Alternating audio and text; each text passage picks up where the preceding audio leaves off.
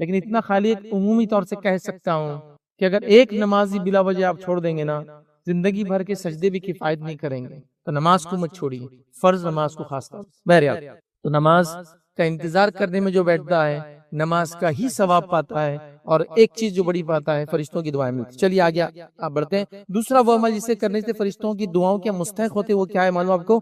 پہلی صفوں میں جو انسان آ کے نماز کے لیے بیٹھتا ہے، چاہیے کوئی نماز ہو، عید ہو، جمعہ ہو، عام 5 نمازیں ہو، جو پہلی صف، اسپیشل اس میں لفظ کہا گیا پہلی صف، فرسٹ رو، جو پہلی صف میں آ کے جو نماز پڑھتا ہے، فرشتوں کی دعائیں اس کو حاصل ہوتی ہے. یاد رکھیں. آئیے ابن حبان کی روایت، نبی اکرم صلی اللہ علیہ وسلم فرماتے ہیں کہ رسول اللہ صلی اللہ علیہ وسلم نے فرمایا کہ بلا شک و شبہ اللہ تعالیٰ اور اس کے فرشتے پہلی صف پر درود بھیجتے ہیں. اللہ اور اس کے فرشتے پہلی صف میں جو نماز میں بیٹھتا ہے اس پر درود بھیجتے ہیں. تو یہ کوئی جمعہ کے لیے خاص نہیں ہے، ہر نماز کے لیے.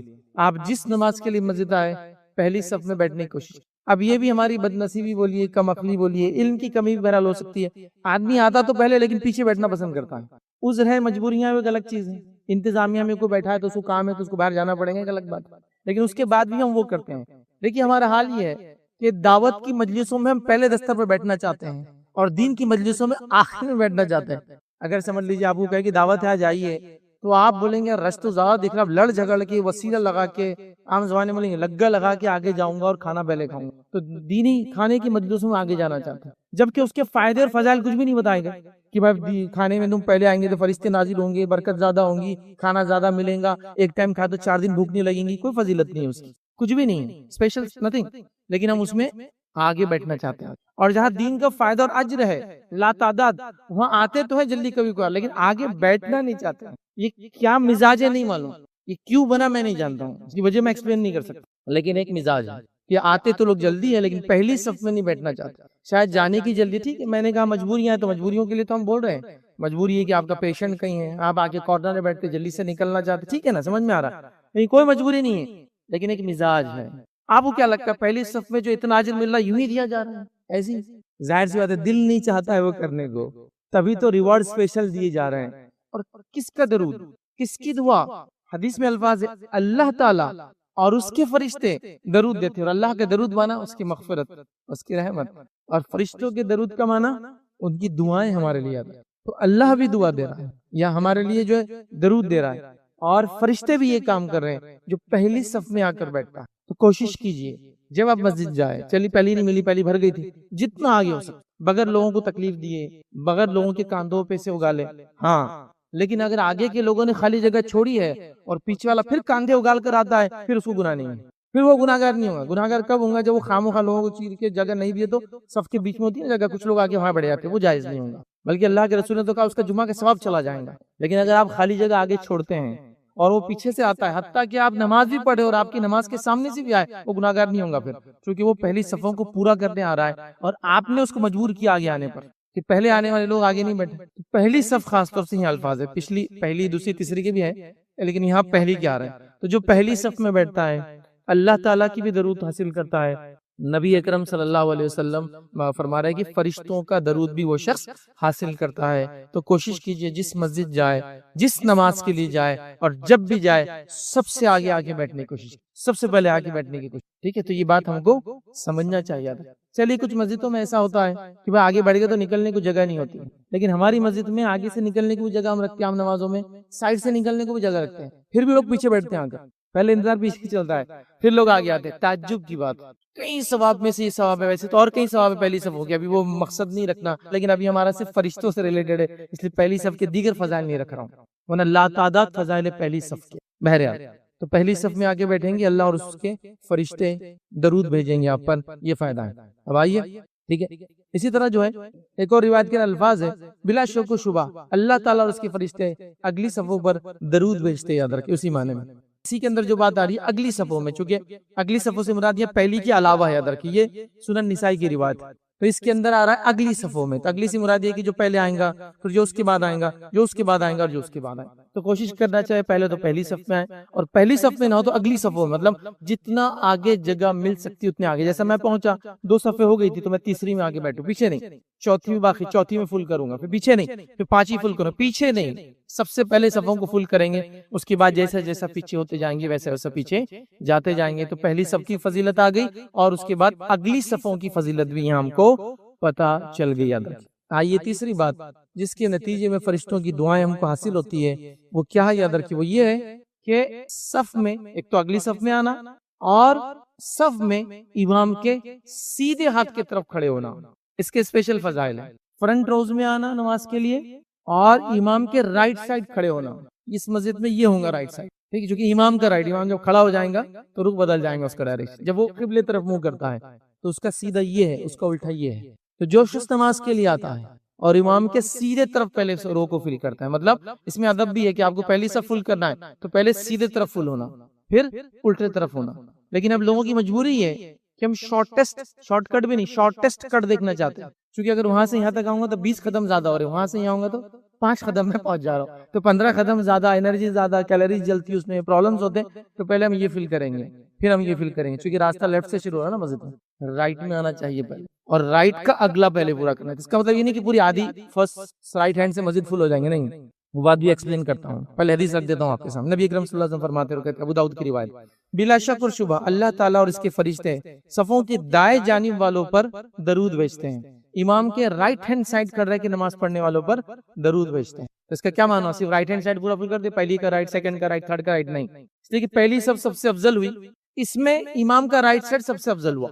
میں لیفٹ اس لیے بتا رہا ہوں کہ یہاں امام کا رائٹ یہ ہوتا ہے. تو پہلا جو پہلی صف کا سب سے افضل پارٹ ہے امام کا رائٹ سائڈ، پھر اس کا لیفٹ سائڈ. پھر دوسری صف کا سب سے افضل پارٹ ہے اس کا رائٹ سائڈ، پھر اس کا لیفٹ سائڈ. اب کوئی کہے کہ پہلی صف کا رائٹ فل ہوگا تو میں سیکنڈ کا کیا رائٹ فل کروں؟ نہیں، کیونکہ سیکنڈ کے رائٹ سے فرسٹ کا لیفٹ افضل ہے، کیونکہ پہلی صف افضل ہے نا. پہلی صف میں اس کا رائٹ سائڈ افضل ہے، پھر اس کا لیفٹ ہے. دوسری صف میں اس کا رائٹ ہے، پھر اس کا لیفٹ. لیکن لیفٹ جو سیکنڈ رو ہے، دوسری جو صف ہے، وہ پہلی صف سے کبھی بھی افضل نہیں ہے، چاہے اس کے رائٹ میں کھڑو چاہے لیفٹ میں، تو یہ افضل ہے. تو پہلے پہلی صف فل کرنا چاہیے، جس میں لوگ آتے پہلے رائٹ تلاش کریں. جیسے آپ کو اگر مل جائے کہ وہ اے سی ٹرین ہے اور سیٹ فری مل رہی تو سب سے اچھی جگہ پہلے بھاگتے ڈھونڈیں گے. تو ویسے سب سے اچھا مقام یہ ہے کہ آتے ہی سب سے رائٹ ہینڈ کے سائڈ سب سے آگے بیٹھنے کی کوشش کرنا چاہیے. اور اگر پہلی صف فل ہو رہی ہے تو پہلے اس کا رائٹ، پھر اس کا لیفٹ. پھر سیکنڈ میں آپ پہنچے تو پہلے اس کے رائٹ میں بیٹھنے کی کوشش، وہ فل ہے تو پھر اس کا لیفٹ. پھر تھرڈ میں پہنچے تو اس کا رائٹ، پھر اس کا لیفٹ، پھر اس کے بعد اور اس کے بعد اور اس کے بعد. تو فرشتوں کی دعائیں ان لوگوں کو حاصل ہے جو صفوں کے اندر آتے ہیں اور امام کے رائٹ سائڈ بیٹھتے ہیں. یاد رکھیں وہ ان کا بھی رائٹ سائڈ ہوتا ہے، جو آپ ادھر دیکھتے ہوئیں گے آپ کا رائٹ سائڈ بھی یہی رہیں گے. تو رائٹ سائڈ میں بیٹھتے ہیں. تو یہ اس کی فضیلت یہ ہے کہ فرشتے ان لوگوں کے لیے دعائیں کرتے ہیں. کتنی بڑی بات ہے، دیکھیے کرنا کچھ نہیں، تھوڑا سا مینجمنٹ. نماز کو تو آئے رہے، بیٹھ بھی رہے، بس تھوڑا سا ایڈجسٹمنٹ کر کے سوچ سمجھ کے بیٹھنا تاکہ مجھے اجر و ثواب ملے، ٹھیک ہے، اور میں اس کا بینیفٹ اور فائدہ اٹھا لوں. یہ بہت بڑی بات ہے، یاد رکھیں، یہ بہت بڑی بات ہے، اس کو سمجھنے کی ضرورت ہے. یاد رکھیں، اور کچھ بھی نہیں کرنا ہے. ایسا میں نے شروع میں کہا، ان کاموں کے لیے کچھ بھی نہیں کرنا ہے. خواتین بھی اندر بیٹھی ہے، وہ بھی چیزوں کو سن رہی ہے. خواتین کے اندر ایک عجیب مزاج ہے، وہ پہلی بار جمعہ کو جب جس مسجد میں آتی جہاں بیٹھتی ہے، دوسرے بار آتی ہے تو وہیں بیٹھتی ہے، چاہے اگلی پوری صفحے خالی رہے. نہیں ہم یہیں بیٹھتے ہر بار، بلکہ آ کے دوسروں کو اٹھاتے ہو، اٹھو یہاں سے، کتنے جمعہ سے ہمارے یہیں بیٹھتے، چلو آگے جاؤ آپ، اور خود پیچھے بیٹھے ہیں. سبحان اللہ، یہ اجر، یہ ثواب. ویسی عورتیں مسجد میں نماز کو نہیں آ رہی تو یہ صفوں والے ثواب سے تو محروم ہی رہیں گی نا. بٹ نیچرلی یہ جو فضیلتیں بتائی جا رہی ہے، یہ صفوں کی بتائی جا رہی ہے، جماعت کی بتائی جا رہی ہے، مسجد میں آنے کی بتائی جا رہی ہے، تو آلریڈی محروم ہے. ایک جمعہ آ رہے ہیں اس کو محروم کر دے رہے ہیں، اس میں بھی اپنے ڈھنگ سے بیٹھ رہے ہیں، اپنی منمانی کر رہے ہیں. ہم تیسرے روم میں بیٹھتے ہیں مسجد کے، تیسرے میں بیٹھ رہے ہیں، حالانکہ 2 خالی ہے. بھائی آج جلدی آ گیا آپ؟ نہیں، ہمارا کیا ہے وہ عادت ہے ہم کو، ہم تیسرے روم میں بیٹھتے ہیں. اس مسجد پہلے میں بیٹھی ہے، اس کی پہلی صف میں بیٹھی ہے، پہلی فل ہو گئی، دوسری میں بیٹھی ہے، پھر اس کی تیسری میں بیٹھی ہے، پھر اس کی چوتھی میں بیٹھی ہے، پھر اس کی 5ویں میں بیٹھی ہے. یہ طریقہ ہے اس کا. پھر پہلا روم فل ہو گیا، پھر سیکنڈ روم میں جائیے، پھر سیکنڈ فل ہو گیا، پھر تھرڈ میں جائیے. یہ نہیں کہ ہم یہاں بیٹھتے تو ہم بیٹھیں گے، چونکہ خیر بہرحال علم کی کمی ہے، اس سے ساری چیزیں ہوتی ہیں. اللہ رحم کرے، ہمیں علم حاصل کرنے کی توفیق عطا فرمائے. بہرحال تو اب آ گیا اگلی صفحے آ گئی، اور اس میں رائٹ ہینڈ سائڈ کی فضیلت بھی ہم نے دیکھ لیا. یہ اسی طرح جو ہے ایک اور فضیلت یاد رکھیے، جو آج چوتھی بات ہم دیکھیں گے وہ یہ ہے، فرشتے جس کے لیے دعا کرتے وہ یہ ہے کہ صفوں کو ملانے والوں سے پر فرشتے دعا کرتے ہیں. صفوں کو ملا کر کھڑے رہنے والوں کے لیے، مطلب جب نماز کے لیے ایک انسان کھڑے ہو تو مل کر کھڑے ہو، اس کے لیے ایسے شخص کے لیے فرشتے دعائیں کرتے ہیں۔ آئیے حدیث سن لیتے، بل اس کے بعد اس کی تفصیلات دیکھتے ہیں۔ یہ جو مسند احمد کی روایت ہے، نبی اکرم صلی اللہ علیہ وسلم فرماتے اور کہتے ہیں بلا شک اور شبہ اللہ عز و جل اور اس کے فرشتے علیہ السلام صفوں کو ملانے والوں پر درود بھیجتے ہیں۔ اللہ تعالیٰ اور اس کے فرشتے صفوں کو ملانے والوں پر درود بھیجتے ہیں۔ صفوں کو ملانا، اس میں کسی مسلک کا اختلاف نہیں ہے کہ صف میں جب کھڑے ہو تو مل کر کھڑے ہو، قدم سے قدم لگے، کاندھے سے کاندھا لگے، اس میں کوئی دو رائے کسی مسلک کی نہیں ہوتی ہے، کسی جماعت کی نہیں ہے۔ یہ ہماری جہالت اور کم علمی کا نتیجہ ہے۔ ہر آدمی دوسرے سے دور کھڑا ہونا چاہتا ہے نماز کے اندر۔ یہ حدیث میں الفاظ ہے، اس کے لیے ضروری ہے کہ وہ ایسا کرے، اس لیے کہ اس کی دعائیں، اور کیوں ضروری ہے دوسری بات بھی انشاءاللہ سے رکھتا ہوں۔ تو جب ہم نماز میں ہم آئے سب سے پہلے پہلی صف میں اس کے رائٹ سائڈ کھڑے ہونے کی کوشش کریں، پھر لیفٹ۔ جب جماعت کھڑے ہو تو جب ہم کھڑے ہوں گے تو ظاہر سی بات ہے ابھی بیٹھتے ہیں تو تھوڑا سا جگہ ہوتی ہے کہ آپ مل کر کھڑے ہو۔ مل کر کھڑے ہونے سے مراد قدم سے قدم اور کاندھے سے کاندھا ملنا چاہیے۔ وہ لوگ بھی غلط کرتے ہیں جو قدم سے قدم ملاتے ہیں اور کاندھے سے کاندھا نہیں ملتے ہیں، وی بنا دیتے ہیں نیچے سے شیپ، مطلب اے شیپ میں کھڑے ہو گئے، پیر اتنے دور کی دوسرا آدمی اب کھڑے ہی نہیں ہو سکتا آپ کے بازو، کیسا کھڑوں گا وہ آپ سے، کاندھا کیسے ملائیں گے بتائیے؟ اگر میں ایسا کھڑے رہوں گا تو میرا بازو والا تو یہ پیر سے ملائیں گا تو وہ 1 فٹ تو ویسے ہی دور ہو گیا، تو ظاہر سی بات ہے وہ اے شیپ میں تو کھڑے نہیں سکتا، ٹھیک، اس کو کھڑے رہنا پڑے گا ایچ شیپ میں، جو انگلش کا الفابیٹ ہوتا ہے سیدھا بالکل دونوں طرف سے۔ جب وہ ایسا کھڑا ہوگا تو کاندھا بھی اور پیر، مطلب اتنے ہی پیر پھیلائیں گا جتنے اس کے کاندھے ہوں گے، تو جب بازو والا آئے گا وہ بھی پیر سے پیر لگائیں گا، کاندھے سے کاندھا لگائیں گا، لیکن وہ علم بھی نہیں ہے۔ ابھی چلو مسجد میں اتنا اپڈیٹ ہوا تو اعلان ہوتا کہ کاندھے سے کاندھا لگائیے، اچھی بات ہے، یہ بھی ایک قدم آگے آ گیا، لیکن حدیث میں صرف کاندھا نہیں ہے، حدیث میں 2 الفاظ ہے، قدم سے قدم پہلے اور پھر کاندھے سے کاندھا ہے، مطلب فیٹ سے فیٹ لگیں گے اور شولڈر سے شولڈر لگیں گے۔ اب ایک سوال آتا ہے کہ جب پیر لگیں گے تو سب کے پیر کے سائز الگ ہوتے ہیں، تو کیا ایک دوسرے کے سامنے الائن کریں گے؟ تو ٹخنے سے ٹخنا سامنے آنا چاہیے، لگنا نہیں ہے حدیث میں، کچھ لوگ لگانے کی کوشش کرتے، لگانے کے لفظ نہیں، کیونکہ ٹخنا لگائیں گے تو پیر ٹیڑھے ہو جائیں گے پھر آپ، کیونکہ ظاہر سے ٹخنا اندر ہوتا ہے، پیچھے کے حصے میں ہوتا پیر کے، ہے نا، ہاتھ کے مقابلے میں پیر سامنے چوڑا ہوتا ہے اور پیچھے چھوٹا ہوتا ہے، تو الائنمنٹ کرنے کے لیے ٹخنے کے سامنے ٹخنا آنا، ٹچ ہونا ضروری نہیں، سامنے آنا، تو میرا یہ پیر ہے ٹخنا ہے، اس کا ٹخنا ایسا آنا، اب آگے کا سائز آگے پیچھے ہو سکتا ہے پیر کا، تو یہ بھی آگے حدیث میں وضاحت، ٹخنے سے ٹخنا الائن کریں گے تو سب سیدھی ہو گئی، اس کے بعد قدم سے قدم کاندھے سے کاندھا لگانے کی کوشش کریں گے۔ اب کوئی بہت چھوٹا ہے تو ظاہر سی بات ہے وہ بچہ کھڑا ہے تو کاندھا نہیں لگیں گا، کسی کی ہائٹ کم ہے تو میرے کاندھے سے نہیں، میرے آگے بائسپس جو ہے اس سے لگ جائیں گا، کوئی کاندھے سے لگیں گے، میرے کاندھے سے اوپر بھی جا سکتا ہے، بٹ میننگ یہ کہ جگہ خالی نہیں ہونا چاہیے، اس کا سینس ہے۔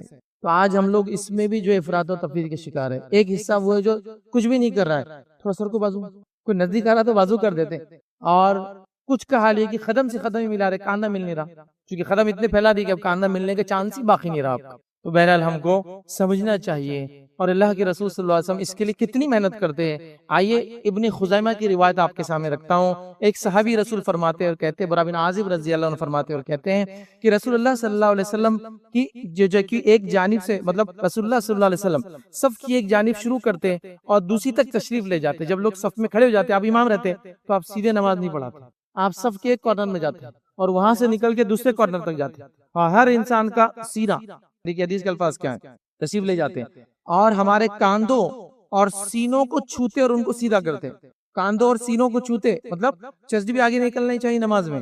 اللہ کے رسول نے اس کو بھی ناپسند کیا، ایک صحابی تھے جو کھڑے تھے، سینہ نکال کے، آپ نے کہا سینے کو اندر کرو، امت میں اختلاف چاہتے ہو، تو انہیں سینہ اندر کر لیا، سینہ بھی باہر نہیں ہے تو سینے کو ہاتھ لگا دے تاکہ وہ بھی اندر ہو، کاندھوں کو ہاتھ لگا دے تاکہ وہ ملے ہوئے ہو، اور قدم دیکھتے جاتے اور اتنی سب کو سیدھا کرتے جیسا کہ ایک نیزہ۔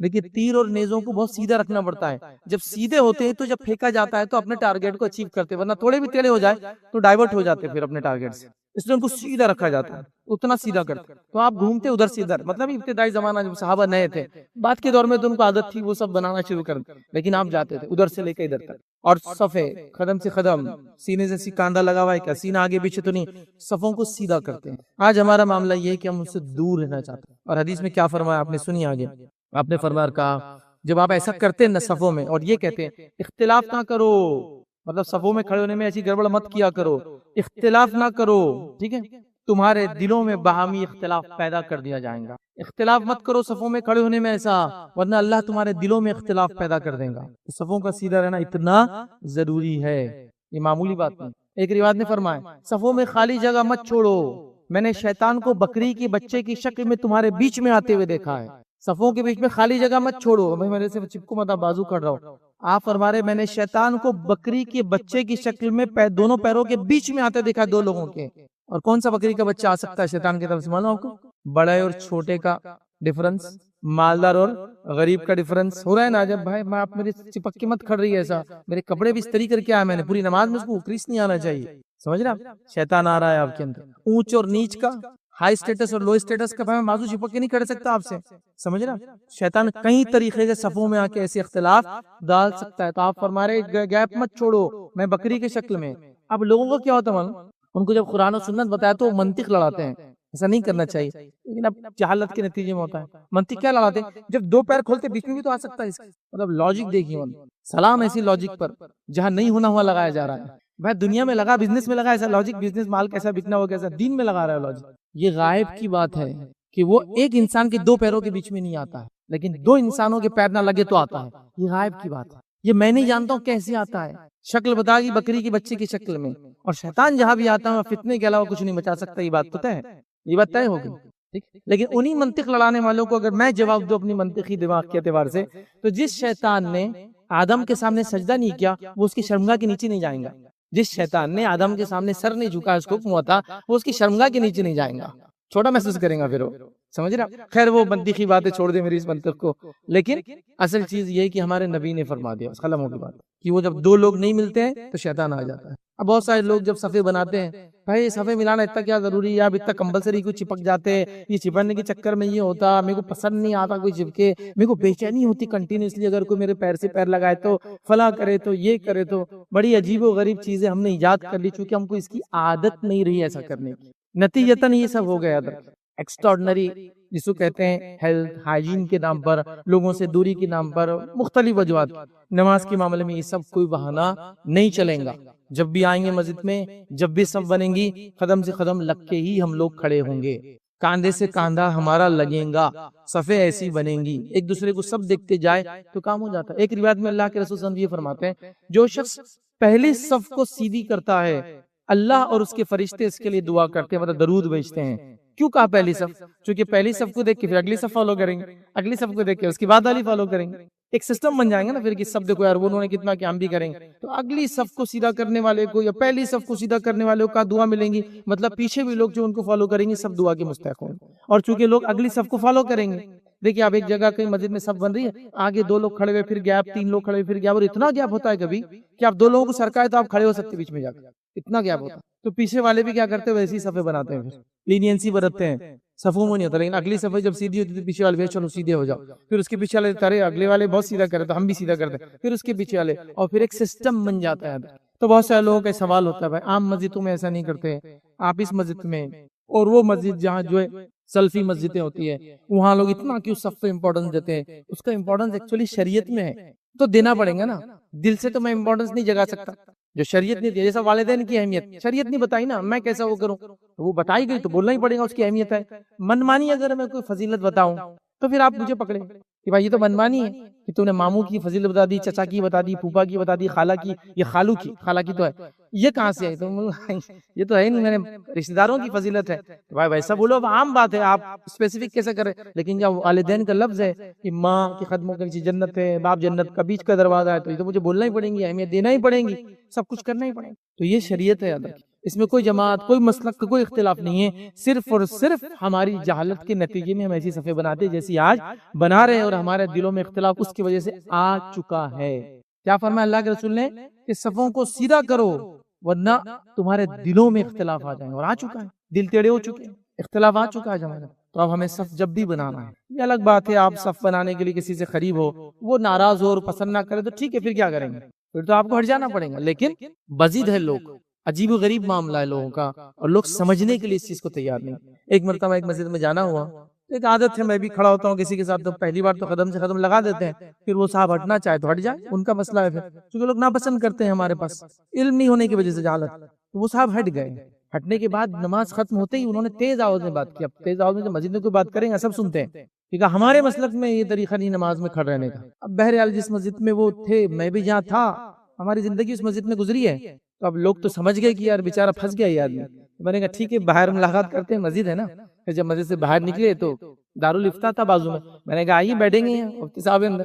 میں نے کہا مفتی صاحب انہوں نے کہا کہ ہمارے مسلک میں صف قدم سے قدم ملانا نہیں ہے، تو تھوڑا اگر آپ کچھ روشنی ڈالے. تو بہرحال وہ مفتی صاحب نے خوب ان کو لتاڑا، خوب لپیٹا ان کو، کہا کہ تمہاری جہالت کی وجہ سے مسلک اور جماعتیں بدنام ہوتی ہیں. کہاں سے لائے تم نے، کہاں پڑھے تم نے؟ تو کہا میں نے کبھی پڑھا نہیں، لیکن ہم جو مسجدیں پڑھتے وہاں نہیں کرتے. ٹھیک ہے نہیں کرتے، لیکن اس کا مطلب یہ تھوڑی ہے کہ عمل ثابت نہیں. جو آپ نے کہا ہمارے مسلک میں نہیں ہے، تو اس کا تعلق کسی مسلک سے اور جماعت سے نہیں ہے، اس کا تعلق سنت سے ہے، اس کا تعلق نماز کی اصلاح اور درستگی سے ہے. نبی اکرم صلی اللہ علیہ وسلم جب اٹھتے نماز کے لیے اور جب امامت کے لیے کھڑے ہوتے تو کہتے کہ صفوں کو درست کرو، صفوں کو سیدھا کرو. اعلان ہوتا ہے ہمارے پاس مسجد میں امام صاحب تھوڑا پڑھتے ہیں تو کچھ لوگ پوچھتے پہلے کیا بولتے ہیں نماز کھڑے رہتے، وہ یہ بولتے کہ صفوں کو سیدھا کرو، اگلی صفوں کو بھرو، خالی جگہ مت چھوڑو، ہے نا. آپ عرب میں بھی جائیں گے، حرم میں بھی جائیں گے، صفوں کو درست کرو اعلان کرتے. وَاعْتَدِلُوا، اعتدال کے ساتھ صفوں کو بھرو. مطلب یہ ایسا نہیں کہ ایک طرف پورا بھر دیا، اعتدال کے ساتھ دونوں طرف بڑھتے رہو. تو یہ اعلان کرتے ہیں تاکہ صفیں درست ہو. اب ہمارے پاس لوگ بول رہے ہیں یہ کیا نیا اعلان ہے؟ یہ نبی اکرم صلی اللہ علیہ وسلم اعلان کیا کرتے تھے. جب نماز سے پہلے نبی کو اعلان کر رہا تو کیا معمولی چیز ہو سکتی ہو؟ اس کی کوئی اہمیت نہیں رہیں گی کہ صفوں کو درست کرو. آپ گھوم گھوم کے صفوں کو سیدھا کر رہے ہیں، لوگوں کے سینے کاندھوں کو ٹچ کر رہے ہیں، قدم سے قدم ملے نہیں دیکھ رہے ہیں، پھر آ کے نماز کھڑی کر رہے ہیں. اللہ اکبر. بلکہ ایک روایت میں فرمایا نماز میں صفوں کو پیچھے آگے پیچھے مت کیا کرو، گیپس مت چھوڑا کرو. جیسا میں آگے دیکھتا ہوں، یہ آپ کا موضوع تھا، ویسے میں تم کو پیچھے بھی دیکھتا ہوں. مطلب میرے نماز میں کھڑے ہونے کے بعد تم اگر گڑبڑ کر رہے ہو تو یاد رکھ لو یہ اللہ کے رسول صلی اللہ علیہ وسلم کا معجزہ تھا کہ آپ جیسے آگے دیکھتے تھے ویسے آپ کو پیچھے بھی دکھتا. کہیں آپ کے معجزات میں سے یہ بھی ایک معجزہ ہے. سمجھ رہے ہو؟ تو اتنا احتیاط کیا کہ میں دیکھ رہا ہوں تم کو نماز میں. سبحان اللہ. اور ہم لوگ بالکل احتیاط نہیں کر رہے. تو بہرحال اس معاملے میں ہم کو بڑی احتیاط کرنے کی ضرورت ہے. یہ چند وہ اعمال تھے، غالباً ہم نے شاید 4 یا 5 اعمال بہرحال آج دیکھے، 4 اعمال بہرحال جس کی وجہ سے فرشتوں کی دعاؤں کے مستحق ہوتے ہیں. عمل تو بہت چھوٹے تھے لیکن اہمیت کے حامل تھے، تو میں نے ایکسپلینیشن دینا یہاں ضروری سمجھا تاکہ ایک عمل بھی ہو جائے. ملک یا ملک کہتے ہیں عربی میں، جو سنگولر ہے ایک ہوتا، اور ملائک یا ملائکہ یہ پلورل ہوتا ہے، یاد رکھیے زائد میں جب ہوتا ہے یاد رکھیے. تو فرشتہ جس کو عام زبان میں فارسی میں ہم فرشتہ بولتے ہیں، اردو میں آسانی سے لوگ سمجھتے ہیں اس کو. تو فرشتوں کے تعلق سے کچھ باتیں ہم دیکھیں گے. اللہ کی اس مخلوق سے جس کو ہم جن کہتے ہیں اس سے لوگ ڈرتے تو برابر ہیں، لیکن اللہ کی اس مخلوق سے جن کو فرشتے کہتے ہیں ان سے محبت نظر نہیں آتی. مطلب یہ بات تو بالکل کامن ہے، ہر کسی سے پوچھ لیجئے جن، تو بس اس کو گھبراہٹ شروع ہو جاتی. کوئی بول رہا میرے کو پالپیٹیشن، ہارٹ بیٹس بڑھ جا رہی میری، جنوں کی باتیں مت کرو. کوئی بول رہا رات میں بات کرے تو میرے کو فجر تک نیند نہیں آ رہی، پھر اس سے فلاں ہو رہا. تو وہ اللہ کی ایک مخلوق سے جو کہ جن ہے، جو ہماری طرح کی ایک مخلوق ہے جس کو جنت اور جہنم جانا ہے، اس سے ہم ڈرتے ہیں. تو یہ ڈر کا ماحول تو ہر جگہ بنا ہوا ہے، مطلب جنوں کا تذکرہ ہے تو ڈر چالو ہو گیا. لیکن وہیں یہ ماحول امت مسلمہ میں نظر نہیں آتا ہے کہ فرشتوں سے محبت کریں، ہم ان کا تذکرہ ہم کریں، ان کے بارے میں یہ کہے کہ یہ ہمارے پاس آئے جائے تو بڑی اچھی بات ہے، چونکہ ان کی موجودگی خیر اور برکت لاتی ہے. چونکہ اللہ نے کچھ کو مقرر کر رکھا ہے جو آپ کے پاس خیر و برکت لاتے ہیں، کچھ آپ کی حفاظت کرتے ہیں، کچھ آپ کے ساتھ رہتے ہیں، کچھ آپ کے لیے مغفرت کی دعائیں کرتے ہیں. یہ بہت کچھ کرتے ہیں آپ کے لیے، یاد رکھیں. ابھی وہ ہمارا ٹاپک نہیں کہ فرشتے کیا کیا ہمارے لیے کرتے ہیں، لیکن ان سے ہمارا گہرا تعلق ہے. جنوں سے ہمارا کیا گہرا تعلق ہے بتائیے؟ کچھ بھی نہیں. وہ ایک مخلوق ہے ہمارے جیسی، پیرلل ہمارے ساتھ جی رہی ہے. اور 2 ہی ایسی اللہ کی مخلوق ہے جن سے روز قیامت پوچھ ہونے والی، وہ انس اور جن ہے. انسان اور جنات ان سے پوچھ مطلب جنت جہنم میں صحیح غلط سے سوال اور جواب ہونے والا ہے. باقی اللہ کی مخلوقات سے نہیں ہونے والا ہے. جانوروں کا معاملہ تو یہ کہ وہ مٹی بنا دی جائیں گے، ختم کر دیے جائیں گے، لیکن حساب تو ہوگا ان میں، لیکن مٹی بنا دی جائیں گے. لیکن ہمارے حساب کے بعد ہم کو جزا اور سزا ہے، اچھے کا بدلہ ہے اچھا، اور برے کی سزا ہے، بھگتنا بھی ہے. 2 ہی مخلوق ہیں تو ہم ان سے ڈر رہے ہیں، لیکن ان کا تذکرہ نہیں کر، جبکہ ان سے ہمارا کتنا گہرا تعلق ہے، کتنا گہرا تعلق ہے. ہم پیدا نہیں ہوئے، روح ابھی ڈالے جانے والی ہے، تو ایک فرشتہ آگے پوچھتا ہے اللہ کیا کرنا ہے؟ اللہ کہتا ہے اس فرشتے کو روح ڈال دے اس کے اندر. جب ماں کے پیٹ میں ہم 40 اور 40 120 ڈیز مطلب 4تھا مہینہ چالو ہو گیا، اللہ ایک کو کہتا جاؤ روح پھونک دو، وہ لاتا ہے ہماری روح کو، اور ابھی جو بچہ پیٹ میں جو ہے جنین ہے جس کو بولتے ہیں، اس کے اندر روح ڈال دیتا ہے 4تھے مہینے کے اندر. تو ہمارا تعلق ان سے وہاں سے چالو ہو گیا ہے نا. مطلب روحوں میں سے لائے ایک روح کو پیٹ میں ڈالے تو ہمارا ریلیشن بن گیا. ٹھیک ہے. اس کے بعد لائف میں زندگی میں رہتے ہیں تو ہمارے لیے برکت کی دعائیں کر رہے ہیں، ہمارے پاس آ رہے جا رہے ہیں، ہمارے اعمال کو لکھ رہے ہیں نا. ہر ہفتے کے اعتبار سے پیر اور جمعرات کو عمل چڑھ رہے ہیں، ہر روز کے اعتبار سے فجر اور عصر میں عمل چڑھ رہے ہیں. تو ڈیلی کی شفٹ فجر اور عصر کی ہے، اور ویکلی شفٹ جو ہے پیر اور جمعرات. اللہ کے رسول صلی اللہ علیہ وسلم اس روز روزہ رکھتے تھے پیر اور جمعرات، تاکہ میں اس حالت میں رہوں کہ جب میرے نام عمل پیش کیا جائے اس ویکلی جو ہے تو میں روزے سے رہوں. اور ڈیلی عصر اور فجر کی نماز کو امپورٹنس دیا گیا تاکہ جب فرشتے عمل لے کر پہنچے تو ہم نماز کی حالت میں رہیں. ہوتا نہیں ایک آدمی بھائی باقی ٹائم کچھ بھی ہو، آخر وقت میں تو چلو کچھ نہ کچھ اچھا ہونا چاہیے. تو ہم کم از کم اس وقت عبادت کی حالت میں رہیں. تو یہ رپورٹنگ کر رہے ہیں ہماری, یہ برکتیں لاتے ہیں, خیر لاتے ہیں. ان کا غیر موجودگی نحوست لاتی ہے. یہ ہماری حفاظت بھی کرتے جب تک اللہ چاہتا ہے, اور جب اللہ نہیں چاہتا پھر ان کو ہٹا دیتا ہے, اور پھر جو بھی ہونا, ہم پر اٹیک ہونا, یہ ہونا, چیزوں کا گرنا ہو جاتا ہے. آپ کئی بچوں کو دیکھیے ایسے معجزاتی طور سے دیکھتے ہیں آپ بچ جاتے ہیں. آج سی سی ٹی وی کیمرے بہت ہو گئے نا, ارے اچانک دیوار گرے لیکن اس سے ایک کیسا نکل گیا ہو. تو اللہ کو جب تک حفاظت کروانا ان سے اللہ کرواتا رہتا ہے, جب پھر ختم ہوگا وہ چھوڑ دیتا ہے. بلکہ اپوائنٹڈ ہے, ایک اپوائنٹڈ ہوتا ہے ہمارے ساتھ بچپن سے, جو قارئین جنوں میں سے, وہ ہم کو صرف بہکاتا ہے. اور اللہ کی طرف سے ایک اپوائنٹڈ فرشتہ ہوتا ہے جو ہم کو خیر اور اچھائی کی باتیں ہمیشہ بولتا رہتا ہے. اس لیے شر اور خیر کا پہلو ایک ساتھ ہمارے دل میں دیکھتے ہیں. ابھی اتنا دیکھ کے چلے جاتا ہوں نماز کو, نہیں ابھی نماز کو جانا ہے. یہ دونوں پہلو ایک ساتھ چلتے رہتے ہیں. چلو یہ کھا لیتا ہوں اس لیے کہ حرام ہے, لیکن مال تو آ رہا ہے نا, دوسرا پہلو نہیں یہ حرام ہے نہیں لینا. تو یہ دونوں, ایک فرشتہ آپ پہ ہے جو آپ کو اچھائی کا حکم ہمیشہ دیتے رہتا ہے, اور ایک شیطان وہ کرتا ہے. تو یہ ہمارے ساتھ ہے. مر جائیں گے تو یہ لینے آنے والے ہیں, روحوں کو لینے آتے ہیں اچھے اور بری شکل میں, انسان کے اعمال کے اعتبار سے. خبر میں ڈال دیے جائیں گے تو سوال کرنے آ جائیں گے. تو ان سے ہمارا گہرا تعلق ہے, حتیٰ کہ زمین آسمان کے کئی معاملات اللہ نے ان کو دے رکھے. تو ان سے محبت ہونی چاہیے.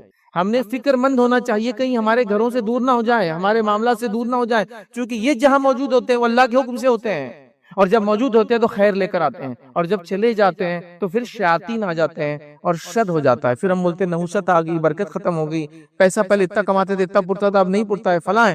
تو ان کی موجودگی بڑی اہمیت ہے, اور یہ اللہ کے حکم کے بغیر کہیں موجود بھی نہیں ہوتے ہیں, اور اللہ کے حکم کے بغیر کسی کے لیے دعا بھی نہیں کرتے ہیں. لیکن مومنوں کے لیے استغفار کرتے ہیں. یاد رکھیے, اللہ کے جو عرش کو اٹھائے فرشتے ہیں, جو مقربین میں سے سب سے زیادہ اللہ کے نزدیک ہے, وہ مومنوں کے لیے استغفار کرتے ہیں. اب دیکھیے اللہ سے اتنے قریب ہے وہ, اور مومنوں کے لیے استغفار کرتے ہیں, تو رب العزت ان کا سنتا ہے, اس لیے کہ وہ بغیر رب العزت کے حکم کے کچھ کرتے ہی نہیں ہے. جب اللہ ان کو حکم دیتا ہے, مطلب اللہ جب کسی کو پسند کرتا ہے تو فرشتے اس سے محبت کرنے لگ جاتے ہیں, ان کا پالا آنا جانا سب شروع ہو جاتا ہے اس کے پاس. اور اللہ جب کسی سے نفرت کرتا ہے تو وہ نکل جاتے ہیں, پھر نحوست, لعنت, برائیاں, شر اور ساری چیزیں بہرحال آنا شروع ہو جاتی ہے. تو لہٰذا اس مخلوق سے محبت ضروری ہے, اس سے زیادہ جتنا جنوں سے ڈر رہے ہیں. اور جن بھی اللہ کے حکم کے بغیر کچھ نہیں کر سکتے, تو وہاں ڈر رہے ہیں, لیکن یہ مخلوق جتنی اہم ہے, بڑی اہم ہے, تو وہ اصل چیز یاد رکھتے. آج میرا ٹاپک یہ مخلوق کب آتی ہے ہم سے قریب, فرشتے کب آتے ہیں, کیا فائدہ ہوتا ہے, وہ نہیں ہے. آج میرا ٹاپک ہے یہ کب چلے جاتے ہیں ہم سے دور. امپورٹنٹ چیز ہے, مطلب آتے کب ہے یہ تو ٹھیک ہے, اچھا یہ نیکی کریں گے, لیکن جاتے کب ہے, دور کیوں چلے جاتے ہیں. اگر کچھ وہ پوائنٹس و معاملات پتہ چل جائے تو انشاءاللہ ہم ایسے کوئی کام نہیں کریں گے جس سے ہم سے دور چلے جائیں. ٹھیک, اور یہ وہ باتیں یاد رکھیے جو شرک اور کفر, نفاق اس کے بعد کے درجے کی باتیں ہیں. مطلب کوئی کہے کہ میں نے یہ کیوں نہیں کہا کہ مشرک کے قریب فرشتے نہیں آتے, اور یہ تو یہ وہ لیول کا بات نہیں ہو رہی. ہم وہ کریں گے, ایک انسان مسلمان ہے اس کے بعد کیوں فرشتے اس کے پاس نہیں آتے, ہم وہ ٹاپک کو دیکھیں گے. ورنہ کفر کرنے سے فرشتے دور چل جائیں گے, کوئی آدمی شرک کرتا تو وہاں فرشتے نہیں ہوتے, وہاں شیاطین موجود تھے جہاں شرک ہوتا ہے, شرک کے اڈوں پر, ہے نا. تو وہ تذکرہ نہیں, صرف یہ چلے کیوں جاتے ہیں, یا وہ اعمال جس سے ہم بچے, جن کی وجہ سے یہ مخلوق اللہ کی چلی جاتی ہے, جو اگر آ جائے تو اللہ کے حکم سے خیر و برکت لاتی ہے, اور اللہ وہیں بھیجتا ہے جہاں خیر و برکت بھیجنا ہے, اس کو کچھ اچھا کرنا ہے کسی. تو کیوں چلی جاتی ہے, بہت زیادہ اعمال نہیں ہے, چند ہی اعمال ہے. ہم کوشش کریں کہ ان اعمال کو سنیں اور اپنے نفس کو بچانے کی کوشش کریں, تاکہ اللہ کی مخلوق ہمارے پاس آیا اور جایا معاملہ ان کے سلسلہ چلتا رہے, ان سے تعلق اچھا بنتا رہے. یاد رکھیے, اور میں ایک عام زبان میں یہ بات کہتا ہوں, یہ ایک انسان دنیا میں چاہتا ہے کہ اس کی عزت ہو, اس کا مقام ہو, اس کا مرتبہ ہو, اس کی پہچان ہو. پہچان کا تو ہر کسی کو رہتا نا, اور ان کو تو وہ پہچانتے ہیں. وہ آدمی کو میں نے سمجھا تھا ایسا, لیکن اس کو تو وہاں گیا تو سب کھڑے ہو گئے اس کے لیے نا. وہ رسپیکٹ انسان کو اچھا لگتا ہے کوئی اس کو اگر دے تو. اصل میں بار بار اپنے تقریروں میں کہتا ہوں, انسان دنیا میں غریب رہے, امیر رہے, صحت مند زندگی گزارے, بیمار گزارے, جو بھی ہو, لیکن اصل اس کی پہچان اس مخلوق سے ہو جو لینے آئے. تو وہ پہچان کیوں, یہ کون ہے, کس کو لینے آئے. اور وہ فرشتے جب وہ لینے آتے مومن کو تو پہچانتے ہیں کون ہے, جب آتے اس کو لینے تو اچھے اچھے ناموں سے پکارتے ہیں, اس جو ناموں کو پسند کرتا دنیا میں. تو ہم بولیں گے یار اس کی پہچان تھی, آئے تو فرشتے پہچانتے تھے, جب آسمان پہ لے جاتے تو پہچانتے تھے. چونکہ اب نیک روح جاتی ہے, آسمان کے فرشتے جو پہلے آسمان پہ ہوتے, دروازے اس کے بغیر کھلتے نہیں ہیں, وہ اس کی خوشبو سے پہچان لیتے اور کہتے ہیں کون نیک روح آ رہی اوپر, کیونکہ ان کو اس کی اسمیل خوشبو آ جاتی. اور جب کوئی برا آدمی مرتا ہے تو بہت ہی اللہ تعالیٰ ان کے شکلوں کو بدلتا فرشتوں کو, اور وہ ڈراؤنی شکل میں آتے ہیں اور مار مار کے اس کو نکالتے ہیں. اور جب اس کو بدبودار لباس پہناتے ہیں, جب آسمان پہ لے جاتے ہیں تو پہلے آسمان پہ فرشتے بولتے ہیں اس کو آنے کی اجازت نہیں, پھینک دو اس کو نیچے, اس کو پہلے آسمان سے نیچے پٹک دیتے ہیں. تو پھر پہچان اگر انسان کی ہو, چاہے دنیا میں جیسی بھی زندگی گزارا ہو, ٹاٹ کے تہلوں پر زندگی گزار لیا ہو, پھٹے ہوئے کپڑے پہن کے گزار لیا ہو, غربت میں جی لیا ہو, ہے نا, لیکن جب آنکھ بند ہو تو وہ پہچانتے ہو تو بھائی یہ اصل پہچان ہے. اگر کسی کو موت کے فرشتوں نے پہچان لیا اور اچھے سے پہچان لیا مطلب وہ تو کامیاب انسان. ہم کہیں گے یار اس کی پہچان بہت اوپر تک ہے, یقیناً اس سے اوپر کیا پہچان ہو سکتی. تو فرشتوں سے تعلقات اچھے ہونا بہت ضروری. چلیے آئیے اب وہ کیا اعمال ہے جو دنیا میں ہم کرنے سے یہ مخلوق دور چلی جاتی ہے, جن سے ہمارا اتنا گہرا تعلق ہے, ہر چیز کر رہی ہے, ہماری پیدائش پر موجود ہے, مطلب روح لا رہی ہے اور اس کی زندگی میں موجود ہے, حفاظت کر رہی ہے, دعائیں کر رہی ہے, اعمال لا رہی ہے, لے جا رہی ہے, معاملات بھی کر رہی ہے ہمارے لیے. بارش کے تعلق سے حدیث کے اندر آتا ہے کہ جو ہے بادلوں کے لیے فرشتے اپوائنٹڈ ہوتے ہیں, وہ کوڑوں سے ان کو مارتے ہیں اور ہاک کر لے جاتے ہیں جہاں وہ برسانا چاہتے ہیں اللہ کے حکم سے. ٹھیک, تو بہرحال یہ مخلوق کیوں چلی جاتی ہے؟ تو وہ اس کام پہ جاتی ہے جو اللہ کو پسند نہیں ہے, اور ان لوگوں کے پاس اور ان کام پہ موجود ہے جو اللہ کا جہاں ذکر ہوتا ہے. تو کہاں ذکر ہوتا ہے, کہاں فائدہ ہوتا ہے, وہ نہیں لیں گے, کہاں سے چلی جاتی. تو آئیے بہت کم پوائنٹ ہے وہ آپ کے سامنے. تو پہلا پوائنٹ یاد رکھیے, اس گھر سے فرشتے چلے جاتے یا دور ہو جاتے یا نہیں آتے جس گھر کے اندر, یاد رکھیے, کتا یا تصویر ہو. یاد رکھیے کتا اور تصویر ہونے سے فرشتے چلے جاتے ہیں. اب یہ بڑا امپورٹنٹ پوائنٹ ہے, یاد رکھیے, یہ اب نہیں کر سکتے. لیکن اس سے پہلے ایک وضاحت کر دوں, یہ ہے کہ اگر کتا شکار کے لیے پالا جا رہا ہے, کتا حفاظت کے لیے پالا جا رہا ہے, تو اس کتے کو گھر سے آپ باہر رکھ سکتے ہیں, وہ مسئلہ نہیں ہے, وہ مسئلہ نہیں. چونکہ کتے کو خاموخواہ رکھنا جیسے شوق کے لیے کسی نے رکھ لیا, تو اللہ کے رسول صلی اللہ علیہ وسلم نے فرمایا اس کا ہر روز ایک قرات اجر کم ہو جاتا ہے. اور قرات کیا ہے؟ بہت پہاڑ سے برابر, اس کے برابر یا اس سے زیادہ ایک قرات ہوتا ہے. تو ڈیلی مائنس ہو جاتا ہے اگر شوق کو پالا تو. لیکن ضرورت کے لیے پالا, حفاظت ہو سکتی ہے, جو ریوڑ ہوتے ہیں جانور وغیرہ ان کو جمع کرنے کا معاملہ ہو سکتا ہے, پرسنل سیفٹی کے لیے ہو سکتا ہے, یا کچھ چیزیں آ رہی ہے اور جا رہی ہے جس پہ آپ بارڈر پر ہے, یا آپ ایسے شخص ہیں جن کے پاس تو سونگنے کے لیے جانور ہوتے ہیں کتے کہ بھائی دیکھیں کوئی خطرناک چیز تو نہیں اندر آ رہی جا رہی ہے نا, ہوتا ہے ایسا. تو یہ تو حفاظت ہے, یہ مسئلہ نہیں. لیکن ان کو بھی گھر سے باہر رکھنا ہے. مطلب اس کو آپ کہیں گے آپ کا ایک رہنے کا گھر ہے, اس کا صحن ہوتا ہے, آنگن ہوتا ہے, خالی ایریا جو وہاں رکھیں گے آپ, اندر نہیں گھر کے. تو وہ بہرحال اس حد تک ٹھیک ہے, یہ ضرورتیں اور مجبوریاں ہیں, یہ ایک الگ بات ہے. لیکن عام حالت میں اگر کتا اور تصویر گھر میں ہے تو وہ فرشتے وہاں نہیں آتے اندر. تو اس معاملے میں ہم کو بہت محتاط رہنا ہے, اور ایسی کوئی غلطی ہم نے نہیں کرنا ہے کہ فرشتوں کو خاموخواہ دور کر دے سوشل سٹیٹس کے چکر کے اندر, کہ بھائی ہم بہت بڑے گھر کے ہو گئے تو کتا رہتا ہمارے گھر میں. کیوں رہتا؟ تم شکار پہ جاتے ہیں, شکار کر کے کھاتے آج کے دور میں, تم کو حفاظت کی ضرورت نہیں, کچھ نہیں, بس اب وہ چونکہ سب کچھ ہو گیا, اتنا پال لیا تو اب کتا پال رہے. بھائی اپنے رشتہ داروں کو پالو اتنا ہی ہے, تو مسکینوں کو پالو اتنا ہی ہے, تو معذور اور یتیم اس سماج میں کتنے ہیں, اور اس امت کے علاوہ انسانیت میں کتنے ہیں, وہاں خرچ کرو. ورنہ یہ بھی میں نے دیکھا کہ سوشل سٹیٹس کے چکر کے اندر کتے پالے جا رہے ہیں, اور کتوں کی وہ خدمت کی جا رہی ہے جو گھر میں پڑا ہوا بوڑھا ہے اس کی نہیں کی جا رہی. کتوں کا پیخانہ صاف کیا جا رہا ہے, کتوں کو پیخانہ کرانے کے لیے گھمانے لے جایا جا رہا ہے. حد ہو گئی یار. ٹھیک ہے ایک جانور ہے ضرورت کے لیے, لیکن وہ جو سٹیٹس مینٹین کرنے کے چکر میں اس کی کنگھی کی جا رہی ہے. گھر میں بوڑھا باپ ہے, دادا کی کنگھی نہیں ہو رہی, کتوں کی کنگھی ہو رہی ہے. عجیب و غریب ہو گیا. تو ایک لمٹ ہوتی ہے ہر چیز کی. بہرحال تو ضرورت ایک الگ چیز. صحیح مسلم کی روایت ہے, نبی اکرم صلی اللہ علیہ وسلم فرماتے کہتے ہیں فرشتے اس گھر میں داخل نہیں ہوتے جس میں کتا داخل ہو اور جس میں جاندار کی تصویریں ہوں. تو اس گھر میں فرشتے داخل نہیں ہوتے ہیں.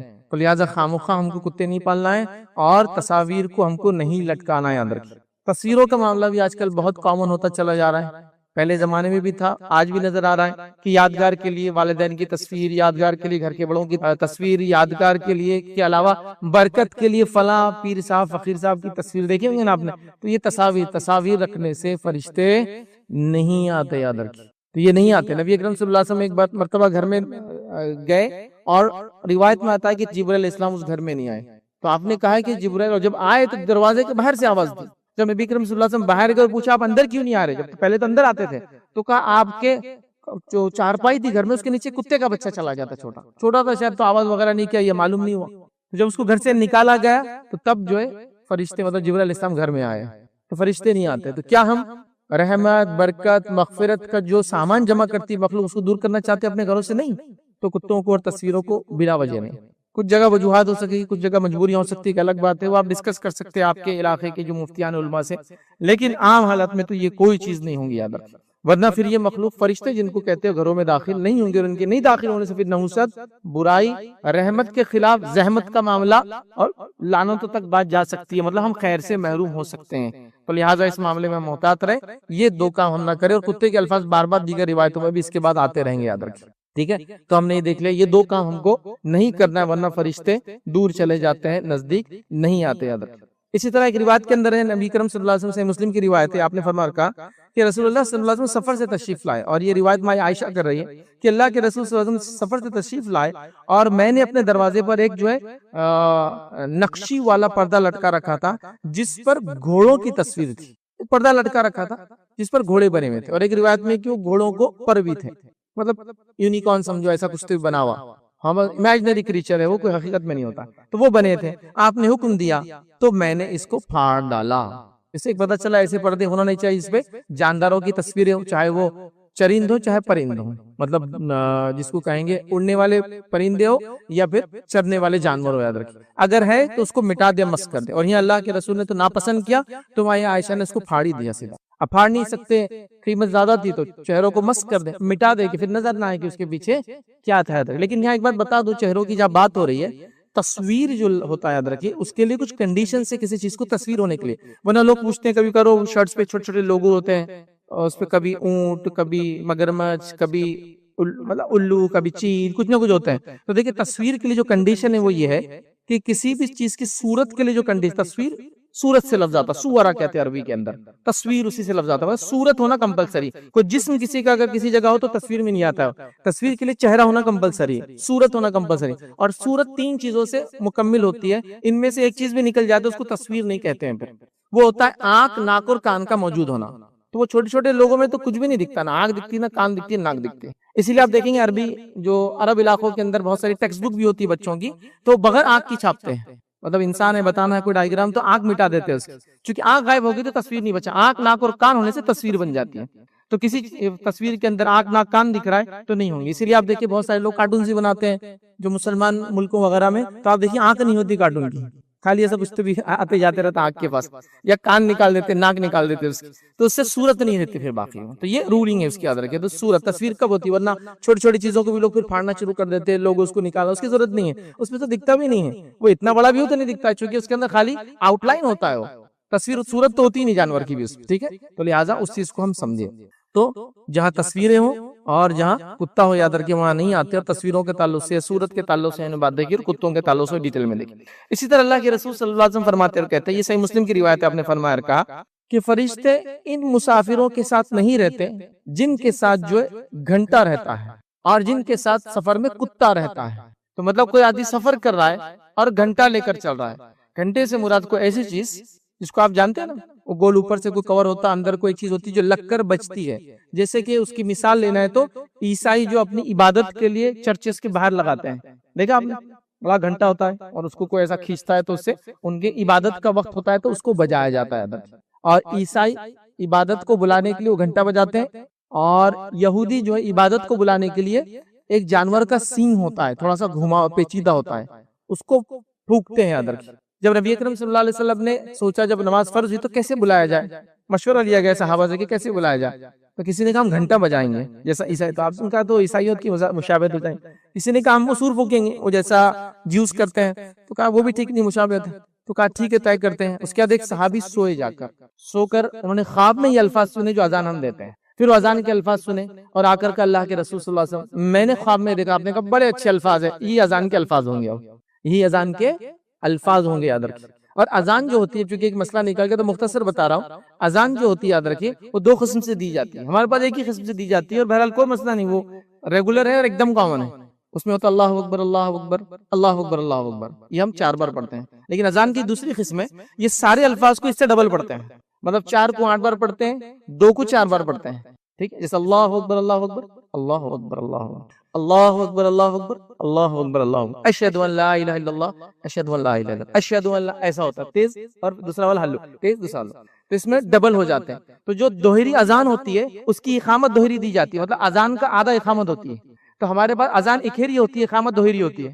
اگر اذان دوہری ہے تو اقامت دوہری ہونا، اذان اکھیری ہے تو اقامت اکھیری ہونا، مطلب اگر اذان آپ یہ والی دے رہے اللہ اکبر، اللہ اکبر، اللہ اکبر، اللہ اکبر، اشہد ان لا الہ، یہ والی اذان دے رہے تو اقامت کیسی ہوگی؟ اللہ اکبر، اللہ اکبر، اشہد ان لا الہ الا اللہ، اشہد ان محمد رسول اللہ، حی علی الصلاۃ، حی علی الفلاح، قد قامت الصلاۃ، قد قامت الصلاۃ، اللہ اکبر، اللہ لا الہ الا اللہ، یہ اقامت ہوگی۔ اور جب دوہری اذان دیں گے آپ جس میں 8 بار پڑھا جائے گا تو اس کی اقامت کیسی ہوگی؟ پھر اللہ اکبر، اللہ اکبر، اللہ اکبر، اللہ اکبر، اشہد ان لا الہ الا اللہ، اشہد ان لا الہ الا اللہ، اشہد ان محمد رسول اللہ، ہے نا؟ تو بس اذان اکھیری دی جاتی ہے، اقامت دوہری، لیکن کوئی مسئلہ نہیں، کوئی مسئلہ، علم کے لیے بتا رہا ہوں کہ تو کوئی بہت سے لوگ سعودی جاتے بولتے ہیں وہاں اذان اقامت اکھیری کیوں ہوتی ہے؟ ہمارے پاس مسجد کے اندر اذان ہم اقامت اکھیری دیتے ہیں، اکھیری اس لیے دیتے ہیں اقامت ہم کہ اذان اکھیری ہوتی ہے، جبکہ اذان کے دو ٹائپس، جب دوہری اذان تو دوہری اقامت، اکھیری اذان تو اکھیری. بہرحال تو اللہ کے رسول صلی اللہ علیہ وسلم نے یہ کیا. تو گھنٹہ تو جو بچتا ہے یاد رکھے، تو اس کے ایک مثال وہ بڑا بھی ہو سکتا ہے، سائز میں چھوٹا ہو سکتا ہے. سفر میں ہو تو گھنٹہ استعمال نہ کرے. اس زمانے میں عرب جب نکلتے سفر میں تو گھنٹے وغیرہ استعمال کرتے تاکہ لوگوں کو لوکیشن بتائے، ہم کہاں ہیں وغیرہ کرے، تو یہ درست نہیں یاد رکھے. اور کہا سفر میں اگر کوئی جا رہا ہے اور کتا لے جا رہا ہے، سفر میں کتا حفاظت کے لیے جایا جا سکتا، پھر وہ بات ہو چکی ہے کتے کی حفاظت کے لیے، لیکن شوقیہ طور سے رکھ رہے ہیں یہ درست و جائز نہیں ہوں گا یاد رکھے. ٹھیک. اسی طرح ایک اور روایت ہے جیسے مسلم کے، اس میں نبی کریم صلی اللہ علیہ وسلم فرماتے ہیں، کہتے ہیں گھنٹہ جو ہے شیطان کا باجا ہے. جو گھنٹہ ہے جو بجایا جا رہا ہے وہ شیطان کا باجا یاد رکھیں. اب کوئی آدمی جو گھنٹہ بجاتا ہے یا گھنٹی بجاتا ہے، ہم اس کو برا نہیں کہہ رہے، لیکن اسلام میں ہر قسم کی میوزک حرام ہے، چاہے وہ گھنٹی سے آتی ہو، گھنٹے سے آتی ہو، یا کسی اور انسٹرومنٹ سے آتی ہو. تو ہم لوگوں کا معاملہ کسی ایک مذہب کے خلاف نہیں بلکہ ہم گھنٹی اور گھنٹے کی بات کر رہے ہیں. ہمارے پاس ہر میوزیکل انسٹرومنٹ جائز نہیں، سوائے اس کے کہ ایک میوزیکل انسٹرومنٹ جس کو دف بولا جاتا ہے، وہ دف کو جو ہے بجایا جا سکتا ہے. اور وہ ایسا ہوتا ہے کہ ایک ڈفلی سمجھ لیجیے انڈیا میں جو ہوتی ہے، ایک طرف سے ہوتا ہے ایک طرف سے خالی ہوتا ہے، اور اس کو کچھ مواقع پر نبی اکرم صلی اللہ علیہ وسلم نے بجانے کا حکم دیا ہے. جیسے کہ کسی کے پاس شادی وغیرہ ہو تو بجا لیا جائے، کوئی مسئلہ نہیں. گھر میں عورتیں بجائیں گی یاد رکھیں سڑک پہ نکل کے نہیں، ٹھیک ہے، تو وہاں کر لیا جائے. کسی نے نظر مانگی ہو، اللہ کے رسول صلی اللہ علیہ وسلم ایک بار بیٹھے تھے، ایک خاتون نے کہا اللہ کے رسول میں نے نظر مانگی تھی کہ میں اگر یہ میرا کام ہو جائے تو آپ کے قریب آ کے دف کو بجاؤں گی. تو کہا تو نے مانگ لی نظر تو بجا لے آ کے. تو پتا چلا کسی نے نظر مانگ لی تو بجا لے سکتی ہے، شادی ہو جائے تو اس کو بجایا جا سکتا ہے. تو چند مواقع بہرحال، اس کو ہر جگہ نہیں وہ بھی ٹھیک، تو وہ اتنا اجازت. تو لہٰذا آپ نے کہا کہ گھنٹہ جو ہے وہ شیطان کا باجا ہے، مطلب اس سے وہ خوش ہوتا ہے. تو لہٰذا لوگ آج کل گھنٹی تو نہیں لگاتے، لیکن ایک ہوا سے بجنے والی چیزیں بہت گھروں میں کامن لٹکا دیتے. کچھ لمبے لمبے ہالو جو ہے میٹل کے کچھ ہوتے ہیں، اس میں ایک بیچ میں ایک لوہے کا ہوتا ہے، وہ ہوا چلی کہ ٹن ٹن ٹن ٹن ٹن بجنا چالو ہو جاتا. تو یہ درست نہیں، چونکہ وہ بھی گھنٹی کی ایک شکل ہے، ہوا سے کنٹینیوس بجتا رہتا ہے، درست نہیں. یاد رکھیں یہ سب چیزیں نہیں کرنا چاہیے، چونکہ رحمت کے فرشتے دور ہو جاتے ہیں، اور فرشتے کے دور ہونے سے رحمتیں ختم ہو جاتی ہے اور شیاطین بسنا شروع ہو جاتے ہیں. یہ اصل مسئلہ ہے. آئیے اس کے بعد اور کون سی چیز جس کی وجہ سے فرشتے دور ہو جاتے ہیں وہ سن لیجئے. نبی اکرم صلی اللہ علیہ وسلم فرماتے ہیں، کہتے ہیں ابو داؤد کی روایت ہے، اس میں کافی سارے الفاظ آپ نے فرمایا اور کہا رسول اللہ صلی اللہ علیہ وسلم نے ارشاد فرمایا، کہا 3 شخص ایسے ہیں جن سے فرشتے قریب نہیں آتے، مطلب دور ہو جاتے. اس کا مطلب 3 اشخاص ایسے جن سے فرشتے قریب نہیں آتے، ان سے دور ہو جاتے ہیں. پہلا آپ نے فرمایا کہا کافر کی لاش، اس کے پاس سے فرشتے دور بھاگ جاتے ہیں، وہاں نہیں رکتے ہیں وہ، یاد رکھیں ٹھیک ہے. تو کافر کی لاش اس سے دور ہو جاتے ہیں ٹھیک. دوسرا آپ نے فرمایا وہ شخص جو خلق کی خوشبو لگائے. اب خلق کی خوشبو کیا ہوتی ہے یاد رکھیں، خاص قسم کی اور زیادہ شدید اسمیل ہوتی تھی یاد رکھیں، یا ایک مرکب تھا. یہ کئی خوشبوؤں کا ایک مجموعہ بنایا جاتا تھا جس میں زعفران غالب رہتا تھا. بہت مجھے ایکسٹریم خوشبو جو خلق کہتے ہیں. اللہ کے رسول صلی اللہ علیہ وسلم نے اس کو پسند نہیں کیا کہ کوئی خلق لگائے، چونکہ فرشتے اس سے بھی دور بھاگتا ہے. چونکہ آپ دیکھیں ایکسٹریم خوشبو بھی ہوتے انسان بھی دور بھاگتے اس سے، یار اتنی خوشبو مت لگایا کرو. اور جن چیزوں سے ابن آدم کو تکلیف ہوتی ہے، حدیث میں الفاظ ہے، انہی چیزوں سے فرشتوں کو بھی تکلیف ہوتی ہے. حدیث اس طرح سے تھی وہ کہ اللہ کے رسول صلی اللہ علیہ وسلم فرمایا جو شخص یہ اور یہ کھائے ہماری مسجدوں میں نہ آئے. راوی کہتے ہیں اللہ کے رسول صلی اللہ علیہ وسلم نے پیاز اور لہسن کی طرف اشارہ کیا، چونکہ پیاز اور لہسن کھا کے آپ مسجد میں آئیں گے، اسٹرانگ اسمیل ہوتی ہے اس کی. حلال ہے وہ کھانا، حلال ہے وہ الگ بات ہے، لیکن اس کو مسجد کھا کے مسجد نہیں آنا، کھائے تو اس کو منہ صاف کر لینا، اس میں اسٹرانگ اسمیل ہوتی ہے، آپ سنیں گے تو پسند نہیں آئیں گے. اب تو وہ خوشبو لگا کے جو آئے، مطلب یہ 2 کھائے تو نہ آئے، چونکہ آپ نے فرمایا جس چیز سے ابن آدم کو تکلیف ہوتی ہے اس سے فرشتوں کو بھی تکلیف ہوتی ہے. تو یہ بدبو والا ہو گیا. ایکسٹریم خوشبو بھی یاد رکھیں، اس سے فرشتے دور چلے جاتے ہیں. اور آپ بھی دیکھیے اگر کوئی ایکسٹریم خوشبو لگائیں گے تو آپ کو پسند نہیں آئیں گے، آپ بھی اس سے دور ہٹ جائیں گے، یار اتنی خوشبو مت لگایا کرو، سر دکھنا چالو ہو گیا.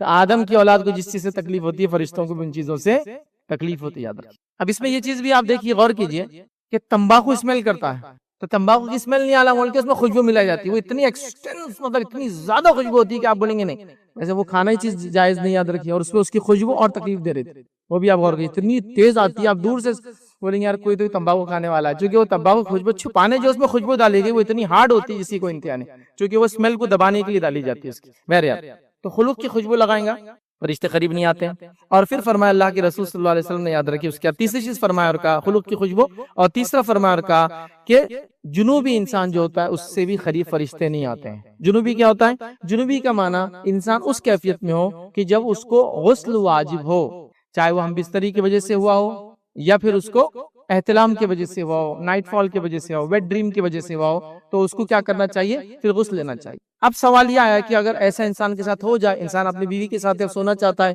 اب حدیث کے الفاظ ہے کہ جنوبی کے پاس فرشتے نہیں آتے ہیں، تو کیا کرے؟ تو یاد رکھیے اگر انسان کو جنوبی حالت میں صبح اٹھ کے غسل لینا ہے تو پھر وضو کر کے سوئیں گا، وضو کر کے سوئیں گا تو معاملہ کٹ ہو جائے گا۔ کہا آپ سے فرمایا وہ شخص جو جنوبی حالت میں مگر یہ کہ وضو کر لے، وضو کر لیں گے تو مسئلہ ختم ہو جائے گا۔ ایک انسان جنابت کی حالت میں وہ کھانا چاہتا ہے تو وضو کر لے، ایک انسان جنابت کی حالت میں ابھی غسل لینا نہیں چاہتا، سونا چاہتا ہے تو وضو کر لے، ایک انسان جنابت کی حالت میں صبح اٹھ کے غسل کرنا چاہتا ہے فجر سے پہلے تو وہ وضو کر لے، وضو کر کے سونا چاہیے۔ اب ایک سوال یہ آتا ہے کیا وضو دائمی عبادت ہے؟ تو یاد رکھیں وضو دائمی عبادت ہے، غسل ہو نہ ہو آپ الگ سے وضو کر سکتے ہیں۔ مطلب غسل نہ ہو تو وضو کر کے نماز نہیں پڑھ سکتے آپ، بولنے کا مطلب یہ غسل نہ بھی ہو تو وضو کریں گے تو اجر و ثواب ملتا ہے اس کا۔ بہت سے لوگ سوال کرتے ہیں ارے غسل ہی نہیں تو وضو کر کے کیا فائدہ؟ یہ مسئلہ مردوں کے لیے تو زیادہ نہیں ہے، عورتوں کے لیے مسئلہ کب کام آ سکتا ہے؟ جب وہ حیض کی حالت میں ہو، کئی دنوں تک جو ہے غسل نہیں کرتے، چونکہ اب غسل کرے بھی تو فائدہ نہیں ہے، وضو تو کر سکتے ہیں چونکہ وضو دائمی عبادت ہے۔ وضو کیا فائدہ دے گا؟ وضو وہ سارے فائدے دے گا جو وضو کی فائدے روایتوں کے اندر آتے، وضو کر کے جو سو جائے تو فرشتے اس کے لیے دعا کرتے ہیں، وضو کر کے فلاں۔ غسل کے بعد وضو کرنے سے نماز پڑھ سکتا ہے، لیکن غسل نہ ہو بھی تو وضو کیا جا سکتا ہے، حالانکہ اس سے کوئی عبادت نہیں ہوگی، لیکن وضو خود اپنے آپ میں ایک دائمی عبادت ہے۔ کیا آدمی جنابت کی حالت میں ہے مطلب اس کو غسل نہیں ہے تو نماز نہیں ہوں گی، لیکن وضو کر کے سوئے، کیوں کہا جا رہا ہے؟ وضو دائمی عبادت، جس کے نتیجے میں جو فرشتے جنابت کی حالت میں ایک انسان سے دور ہو جاتے ہیں وہ دور نہیں ہوں گے، یاد رکھیں، ٹھیک ہے؟ تو لہٰذا اس روایت کے اندر تین باتیں آ گئی۔ کافر کی لاش سے فرشتے دور ہو جاتے ہیں، دوسرا یاد رکھیے ایک مخصوص قسم کی تیز خوشبو ہے خلق جس کو کہا جاتا ہے عربی کے اندر، اس سے لگانے سے فرشتے دور ہوتے ہیں، ہم آج کے زمانے کا بہت زیادہ شدید خوشبو۔ تیسرا جو ہم نے دیکھا اس کے اندر یاد رکھیے کہ اگر جنابت کی حالت میں ایک انسان ہو تو فرشتے اس سے دور ہو جاتے ہیں سوائے اس کے کہ وضو کر لے۔ تو لہٰذا بچہ ہے، بڑا ہے، سونا چاہتا ہے، صبح اٹھ کے غسل لیں گا، شام میں انتظام نہیں تو بہرحال وہ وضو کر لے اور پھر سو جائے، اور وضو دائمی عبادت ہے۔ اور ایک مسئلہ میں نے بتا دیا خواتین بھی جو ہے وضو وغیرہ اس حالت میں بہرحال وہ کر سکتے ہیں، حالانکہ وہ غسل نہیں کر سکتے، نماز نہیں پڑھیں گے، لیکن وضو والی عبادت کرتے رہے، جیسا منہ تو دھو رہے ہیں نا، وضو کریں، کیا اس میں مسئلہ بہرحال؟ تو یہ ذہن میں رکھنے کے لیے بہرحال ہوا۔ آئیے اس کے علاوہ اور کیا چیز ہے جس سے یاد رکھے فرشتے نہیں ہے؟ تو یہ آخری پوائنٹ رہے گا ہمارا اس موضوع کے اس ٹاپک کے اندر، چونکہ میں نے شروع میں کہا تھا بہت چند چیزیں جس کی وجہ سے فرشتے ہم سے دور رہتے ہیں، اور وہ یاد رکھیے جھوٹ بولنے والے سے فرشتے دور چلے جاتے ہیں، جھوٹ بولنے والے سے فرشتے دور چلے جاتے ہیں۔ آئیے جامع ترمذی کی روایت کے الفاظ سنیے، جب کوئی انسان جھوٹ بولتا ہے تو اس کے جھوٹ کی بدبو سے فرشتے 1 میل دور سے چلے جاتے ہیں۔ 1 میل دور، مائل جس کو کہتے ہیں یاد رکھیے، 1 میل اپروکسیمیٹلی 1.5 کلومیٹر سے لے کر 1 کلومیٹر اور 700 میٹر تک ہوتا ہے، یاد رکھیے۔ میل، مائل اس کو جو ہے انگلش میں بولتے ہیں، وہ میل ہوتا ہے ہمارے پاس، یاد رکھیے۔ 1 میل دور چلے جاتے ہیں اس سے جب وہ آدمی جھوٹ بولتا ہے، چونکہ جب آدمی جھوٹ بولتا ہے تو اس کے منہ سے ایک بدبو نکلتی ہے، اور جب بدبو رہتی ہے وہ ہم کو تو نہیں آتی بہرحال اس کی، لیکن فرشتے اس کو سونگ لیتے ہیں اور اس بدبو کی وجہ سے وہ انسان سے دور ہو جاتے ہیں، یاد رکھیں۔ لیکن اب جھوٹ کا معاملہ کیا ہے؟ یاد رکھیں یہ اتنا ہو چکا جس کی کوئی انتہا نہیں، حالانکہ فرشتے سے دور چلے جاتے ہیں۔ جھوٹ بولنے کی وجہ سے ایک گناہ انسان کے نام عمل میں لکھ دیا جاتا ہے۔ نبی اکرم صلی اللہ علیہ وسلم موجود تھے اور ایک صحابی غالباً ان کا نام عامر تھا، ان کی والدہ وہاں موجود تھی، اور اللہ کے رسول صلی اللہ علیہ وسلم کے سامنے انہوں نے کیا کیا؟ ہاتھ کو بند رکھا مٹھی کو اور کہا آؤ میرے پاس میں کچھ دوں گی۔ بچوں کو بولتے نا آؤ میرے پاس کچھ دوں گی، تو اللہ کے رسول صلی اللہ علیہ وسلم نے کہا کیا دینے والی ہو؟ بلا رہی ہو نا بچے، کیا دینے والی ہو؟ تو کہا اللہ کے رسول صلی اللہ علیہ وسلم ہاتھ کھولا تو کھجور ہے، یہ دینے والی۔ تو ہاں اگر تم ایسا نہ کرتی تو ایک جھوٹ تمہارے نام پہ لکھ دیا جاتا۔ مطلب بچوں کو بھی آپ جھوٹ نہیں بول سکتے، آپ کچھ اور بول کے سمجھائیے، نہ بچوں کو جھوٹ بولنا ایک دم عام بات ہے، بولتے نہیں بچوں کو جھوٹ بولا جا سکتا، ایسا وہ اندھیرے میں جائیں گے تو بڈھا آئیں گا، کون بڈھا ہے وہ، اور کیوں آئیں گا، اور کیوں ڈراتے ہو بچوں کو فالتو چیزوں سے بچپن سے؟ ایسا خوف جو خوف انہوں کبھی ہونا ہی نہیں چاہیے۔ جھوٹ بھی ہو گیا ایک دم، کون بڈھا آئیں گا اندر سے؟ کچھ بھی نہیں، مطلب آپ بولے جن بھوت آئیں گا، غلط بات ہے نا، کیوں ڈرا رہا ہے؟ اس سے بچوں کو اندھیرے سے ڈر پیدا ہوتا ہے، جھوٹ بولا آپ نے۔ یا بچے پوچھ رہے آپ سے کوئی سوال کر رہے ہیں کہ وہ بجلی کیوں کڑکتی؟ ارے وہ الیکٹرک شارٹ سرکٹ ہو جاتا آسمان میں، جان دو تم کہاں چکر میں جا رہے ہیں، غلط بات کیوں بولے؟ آپ بتائیے اس کو کیسا ہوتا ہے؟ گرم ہوائیں اور ٹھنڈی ہوائیں جب ملتی ہے جس علاقے کے اندر ہے نا، تو اس کی وجہ سے وہ ٹکراؤ ہوتا ہے دونوں کے اندر، اور اس کے اندر گرمی پیدا ہوتی ہے اور اس سے بجلی کڑک کے باہر نکلتی ہے۔ نہیں آتا تو بولتا بیٹا میرے کو نہیں معلوم، سائنٹیفک ریزن اسکول میں جا کے ٹیچر سے پوچھ لو، جھوٹ مت بولو اس کو۔ یا پھر کوئی بات ہے جو فیوچر میں کرنے والے تو انشاءاللہ کے ساتھ بولو، جیسا مثال کے طور پر مجھے گاڑی چاہیے فلاں وغیرہ، انشاءاللہ دیکھیں گے۔ اب آپ نے اللہ پہ ڈال دیا بات کے حالات رہے تو ہو جائیں گے، ٹھیک ہے؟ تو بہرحال جھوٹ نہیں، تو بچوں سے جھوٹ نہیں۔ تو اللہ کے رسول موجود تھے، صحابیہ نے ہاتھ بند کر کے بچے سے کہا کچھ دوں گی، آپ نے کہا تیرے نام ایک جھوٹ لکھ دیا جاتا اگر تو کچھ نہ دیتی، اور انہوں نے کہا اللہ کے رسول صلی اللہ علیہ وسلم میرے پاس ایک کھجور ہے، تو آپ نے ان کو وہ کھجور دیا تھا۔ جھوٹ بولنے سے فرشتے دور چلے جاتے ہیں۔ جھوٹ اتنا بڑا گناہ ہے، یاد رکھیں اس کی کوئی انتہا نہیں، لیکن بڑی تعجب کی بات ہے ہم اس کو بہت معمولی لیتے ہیں۔ یہ بڑی عجیب بات ہے، یہ بڑی عجیب بات ہے، آپ تھوڑا سا اس پہ غور کرو۔ فرسٹ ورلڈ کنٹریز کے اندر، دنیا کے جو جدید ترین ممالک کہلاتے ہیں، اس کے اندر ان کے سیاستداں بھی جھوٹ نہیں بولتے ہیں. مطلب آپ انداز لگائیں، ہمارے پاس تو اس کے بغیر سیاستداں کوئی پولیٹیشین بن ہی نہیں سکتا.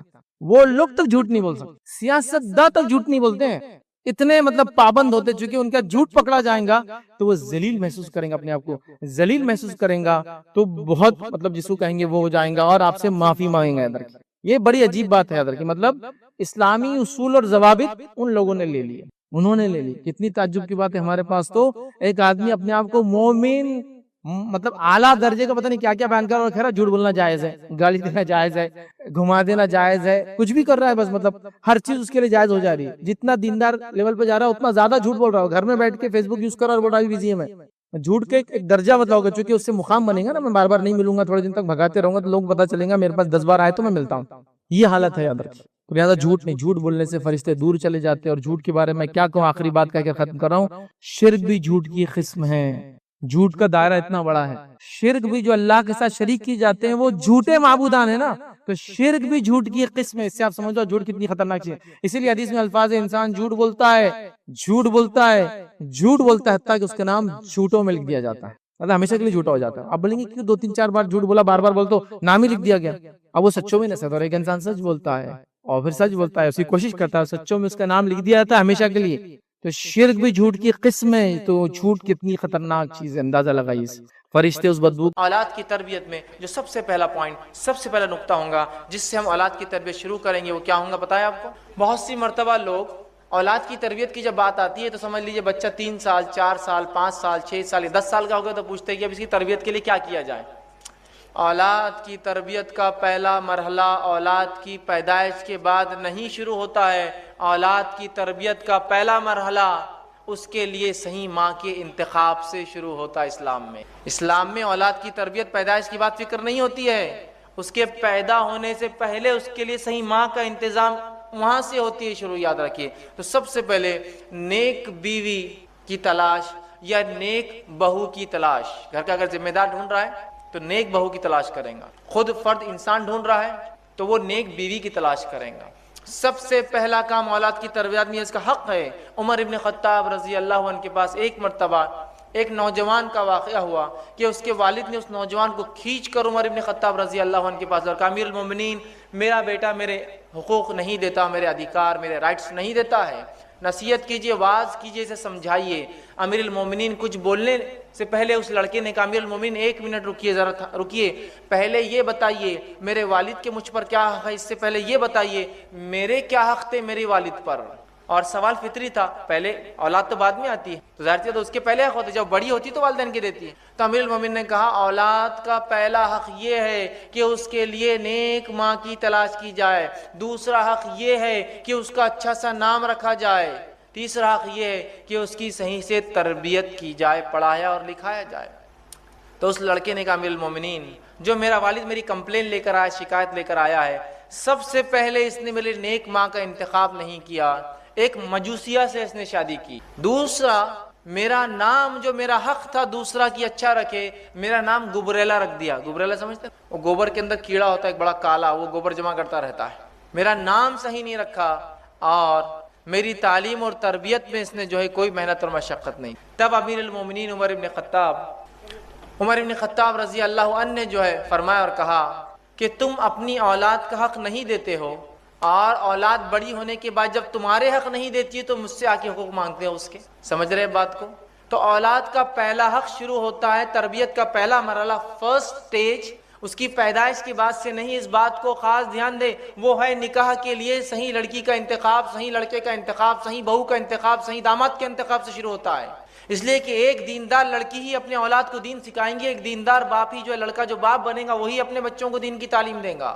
اب یہ مرحلے کو چھوڑ کر آپ کہیں گے آپ کیسے ہمارے بچوں کی تربیت کریں، تو آپ اگر پہلی سٹیپ میں گر جائیں گے تو باقی کا کیا ہوگا. دینداری کو اپنے نکاح میں ترجیح دیجیے. ہم کہاں دینداری کو اپنے نکاحوں میں آج ترجیح دے رہے ہیں؟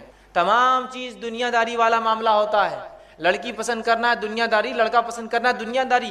دینداری کو سب سے پہلے ترجیح دیجیے. اور نبی اکرم صلی اللہ علیہ وسلم نے اس بات کی وضاحت کر فرمایا لوگ عورتوں سے 4 چیزوں کی وجہ سے نکاح کرتے ہیں. متفق علیہ روایت ہے، صحیح بخاری اور صحیح مسلم. لوگ عورتوں سے 4 چیزوں کی وجہ سے نکاح کرتے ہیں. پہلا ولی مالیہا، اس کے مال کو دیکھ کر لوگ نکاح کرتے ہیں.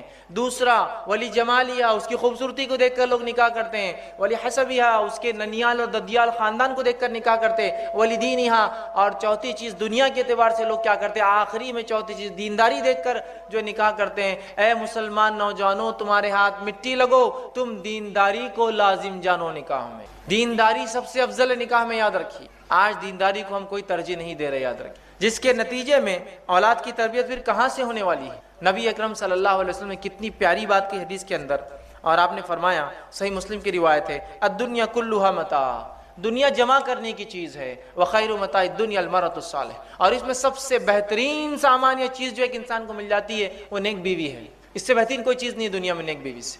تو سب سے پہلا کام اولاد کی تربیت میں کیا کرنا ہوگا، نیک بیوی کا انتخاب، نیک شوہر کا انتخاب، نیک بہو کا انتخاب، نیک داماد کا انتخاب. اب جب دو نیک لوگ ملیں گے تو نسلیں نیک ہوں گی، جب دو بد لوگ ملیں گے تو نسلیں بری ہوں گی. یہ اللہ کا فضل ہے کہ اس امت کو نکاح کی اس نے اجازت دی، بلکہ حکم دیا، ورنہ دیگر قوموں میں یہ ہوتا ہے نیک لوگ شادی نہیں کرتے اور ان کی نسلیں کم ہوتی ہیں، برے لوگ نکاح کرتے ہیں اور وہ بڑھتے جاتے ہیں.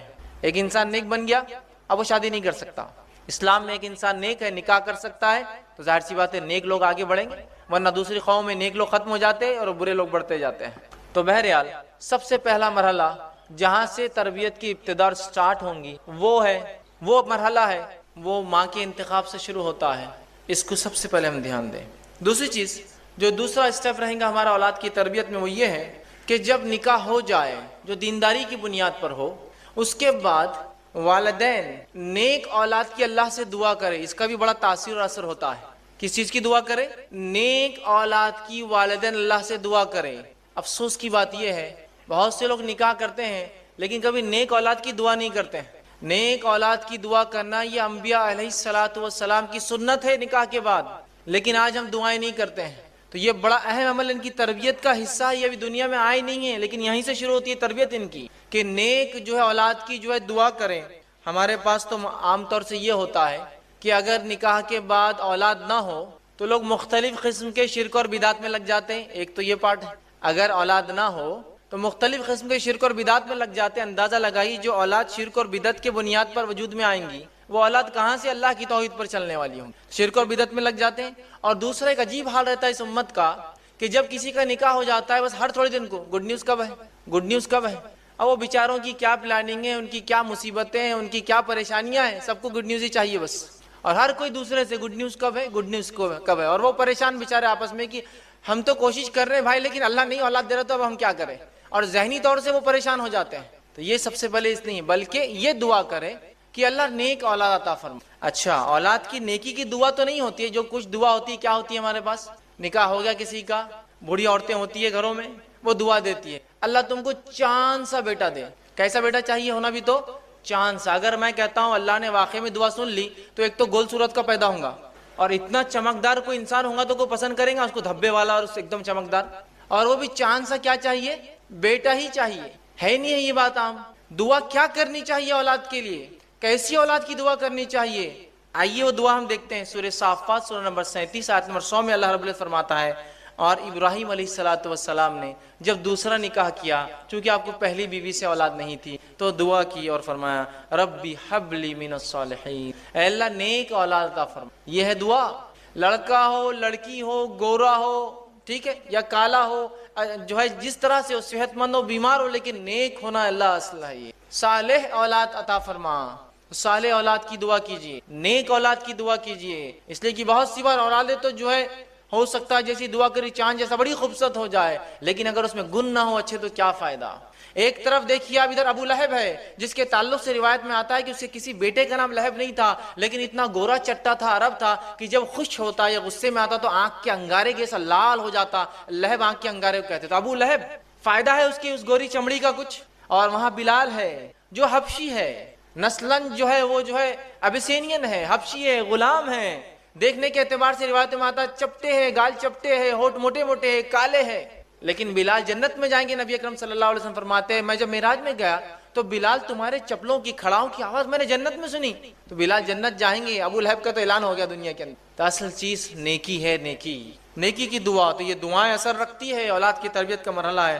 دوسرا ہم دیکھتے ہیں ابراہیم علیہ السلام اولاد کی دعا کرتے ہیں، سورہ غافر سورہ نمبر 40 آیت نمبر 14 میں ہے، رب اجعلنی مقیم الصلاۃ ومن ذریتی ربنا وتقبل دعا، اے اللہ مجھے اور میری ذریت کو نماز کا پابند بنا، نماز قائم کرنے والا بنا۔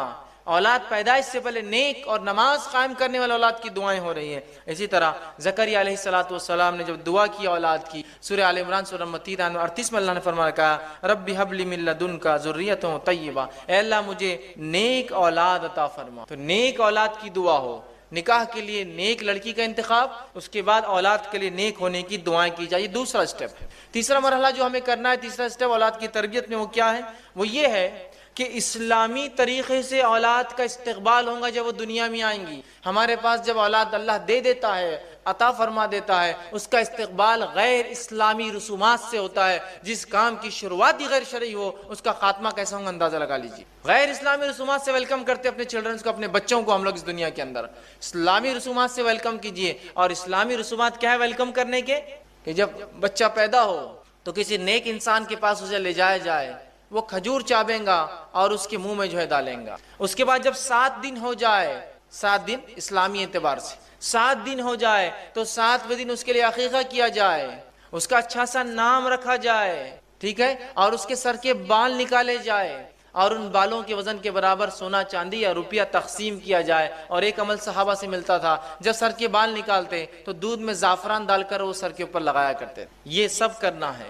اب ہمارے بچوں کا ویلکم کیسے ہوتا ہے؟ کیسے ہوتا ہے؟ ایک ہوتا ہے چھٹی 6th ڈے پروگرام، ایگزیکٹلی شریعت کے بتاوے 7ویں دن سے 1 دن پہلے ہوتا ہے، لیکن شریعت جو بتا دی 7ویں دن نہیں ہوتا ہے۔ چھٹی کی ایک کوئی رسم ہوتی ہے، آپ کے پاس پتہ نہیں الگ ہوتی ہوں گی، لیکن ہوتی ہے ہر جگہ۔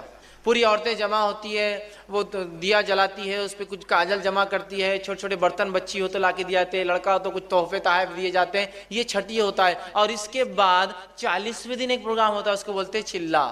بڑے دھوم دھام سے وہ چلائے آ جائیے، چلائے آ جائیے، کارڈ بھی تقسیم ہوتے ہیں، ہال لیا جاتا ہے۔ جس بچے کا ویلکم غیر شرعی بنیادوں پر ہو رہا ہے، جس کا ویلکم 7th ڈے ہونا چاہیے تھا، 7ویں دن جو عقیقہ ہونا چاہیے تھا، نام، وہ تمام چیز چھوڑ کر ہم غیر اسلامی رسومات اپناتے ہیں۔ پھر بولتے ہیں اللہ یہ بچے ہمارے بے دینی کیوں ہو جا رہے ہیں؟ اس لیے کہ آپ نے تو شروعاتی ان کی بے دینی سے کی۔ کوششیں اثرات رکھتی ہے اپنے اندر، یہ بات طے ہے نا؟ کوششیں اثرات رکھتی ہے، بات طے ہے نا؟ کیا کوشش کی اس بچے کے ویلکم کے لیے آپ نے؟ یہ غیر اسلامی طریقے۔ اور اگر کوئی کہے کہ بس 7ویں دن عقیقہ کرنا ہے، ارے جانے دو، دیکھیں گے فلاں ہے، یہ ہے، اور کتنے لاکھ بہانے۔ نہیں، وہ بچہ ابھی جو نانی کے گھر پیدا ہوا تو ابھی بیوی جو یہاں نہیں ہے، بچہ نہیں ہے، تو ابھی عقیقہ کیا؟ نہیں، ابھی ایک ساتھ اپن 4-5 بچے جمع کریں گے، پھر ایک ساتھ عقیقہ کریں گے، چاہے بڑی دعوت ایک ساتھ ہو، ہے نا؟ ہوتا ہے بہت سے لوگ، دیکھو اب کتنے بچے ہو گئے اپنے کو؟ 4 ہوگا، 4 کے حساب سے بہت ہو گیا نا، اچھا ہو گیا، 2 بکرے لڑکے کے، 2-3 لڑکیاں، اور تو یہ 5 بکروں کی بڑی دعوت کریں گے اپن۔ یہ بچوں کو جمع کر کے دعوت کرنے کون سا طریقہ آپ نے نکالا ہے؟ 7ویں دن کر دینا ہے۔ اس لیے کہ نبی اکرم صلی اللہ علیہ وسلم فرماتے ہیں، جامع ترمذی کی روایت ہے، سمرہ بن جندب رضی اللہ عنہ اس کے راوی، وہ کہتے ہیں عقیقے کے بدلے بچہ رہن ہوتا ہے۔ اور بزنس کمیونٹی رہن کیا ہوتا ہے زیادہ اچھے سمجھتی ہے۔ رہن کوئی چیز دے کر کوئی چیز لی جاتی ہے، رہن سمجھتے ہو؟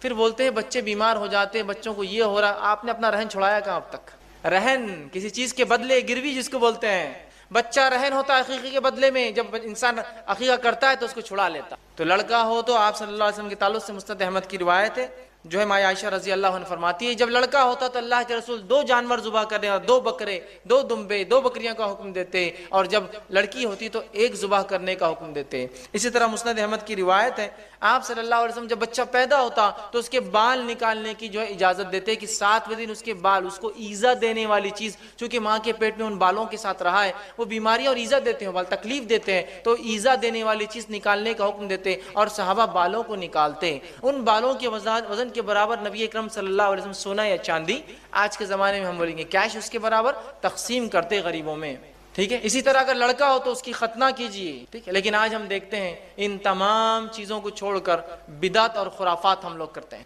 چھٹی اور 40واں ہم کر رہے ہیں، چلا جس کو کہتے ہیں۔ سنت کو جگائیے، ورنہ کیسے ہمارے بچے دیندار ہوں گے جن کا ویلکم اس طرح سے نہیں ہو رہا ہے؟ تو یہ بات بڑی اہم ہے، یاد رکھیے۔ اور اتنا ہم چیزوں کو کھینچتے ہیں، شریعت نے جو حکم دیا 7واں دن عقیقہ تو پتہ نہیں 7 سال بعد ہو رہا ہے، 70 سال بعد ہو رہا ہے۔ نام رکھنا ہے، 7واں دن نام رکھنے کے لیے آخری حد ہے۔ 7th ڈے تو رکھنا ہے، اس سے پہلے بھی آپ طے کر کے رکھ سکتے ہیں۔ جیسے نبی اکرم صلی اللہ علیہ وسلم کو ایک لڑکا ہوا اور جبرائیل علیہ السلام آئے اور کہا اے ابو ابراہیم، مطلب لڑکے کا نام ابراہیم رکھا تھا آپ نے، اس لیے آتے ہی پکارا اس نام سے آپ کو، تو ایڈوانس رکھا جا سکتا ہے۔ اور بعد میں اگر میکسیمم لمٹ 7th ڈے ہے، لیکن حال یہ ان تمام چیزوں میں اتنا ہم غلو کر جاتے ہیں کہ بچے کا آپ دیکھیے لڑکا ہے لڑکی دو ہی چیزیں ہو سکتی، دو نام طے کرنا ہے کوئی، لیکن اس میں بھی ایسا معاملہ ہے کہ بچہ پیدا ہو گیا کئی مہینے کا ہو گیا تو نانی الگ پکار رہی ہے، دادی الگ پکار رہی ہے، دادا کا لاڑا کا نام الگ، نانا کا لاڑا کا نام الگ، باپ الگ اور ماں الگ، چنو منو ٹٹو لٹو ٹنکو سب ناموں سے ہیں، سوائے اس کے کہ 7ویں دن جو نام اس کا حقیقی تھا وہ چھوڑ کر سب ہو رہا ہے، اور نام پھر تلاش بھی کیا جاتا تو یونیک نام لگتا ہے ہم کو، یونیک سمجھتے نا، سب سے ہٹ کر نام چاہیے۔ اگر کوئی آگے پوچھے بچے کا نام کیا رکھو، لڑکا ہے لڑکی ہے، لڑکا ہے عبداللہ رکھو، عبداللہ بہت پرانا نام ہے، عبد الرحمن رکھو، یہ تو اور بھی پرانا دکھ رہا، پھر کون سا، اچھا محمد رکھ دو، ارے نہیں یہ نام نہیں رکھ سکتے بے حرمت ہو جائیں گے، اچھا ٹھیک ہے سلیمان رکھ دو، ارے یہ تو نبی کا نام یہ نہیں رکھ سکتے، ٹھیک یہ بھی نہیں، کیا رکھتے پھر، یونیک نام چاہیے۔ تو میں ہمیشہ کہتا ہوں جو لوگ کہتے ہیں یونیک نام چاہیے، تو یونیک تو بہت سے نام ہوتے ہیں، آپ بہت سارے نام رکھ سکتے ہیں، اسٹیئرنگ نام رکھ دیجیے آپ کسی بچے کا، اسٹیئرنگ خان کتنا اچھا نام ہے، یونیک، کسی کا نام اسٹیئرنگ سنا آج تک آپ نے، ہے نا، بمپر خان، اسٹیئرنگ خان، مڈگارڈ خان، کہیں بھی نہیں ملیں گے آپ،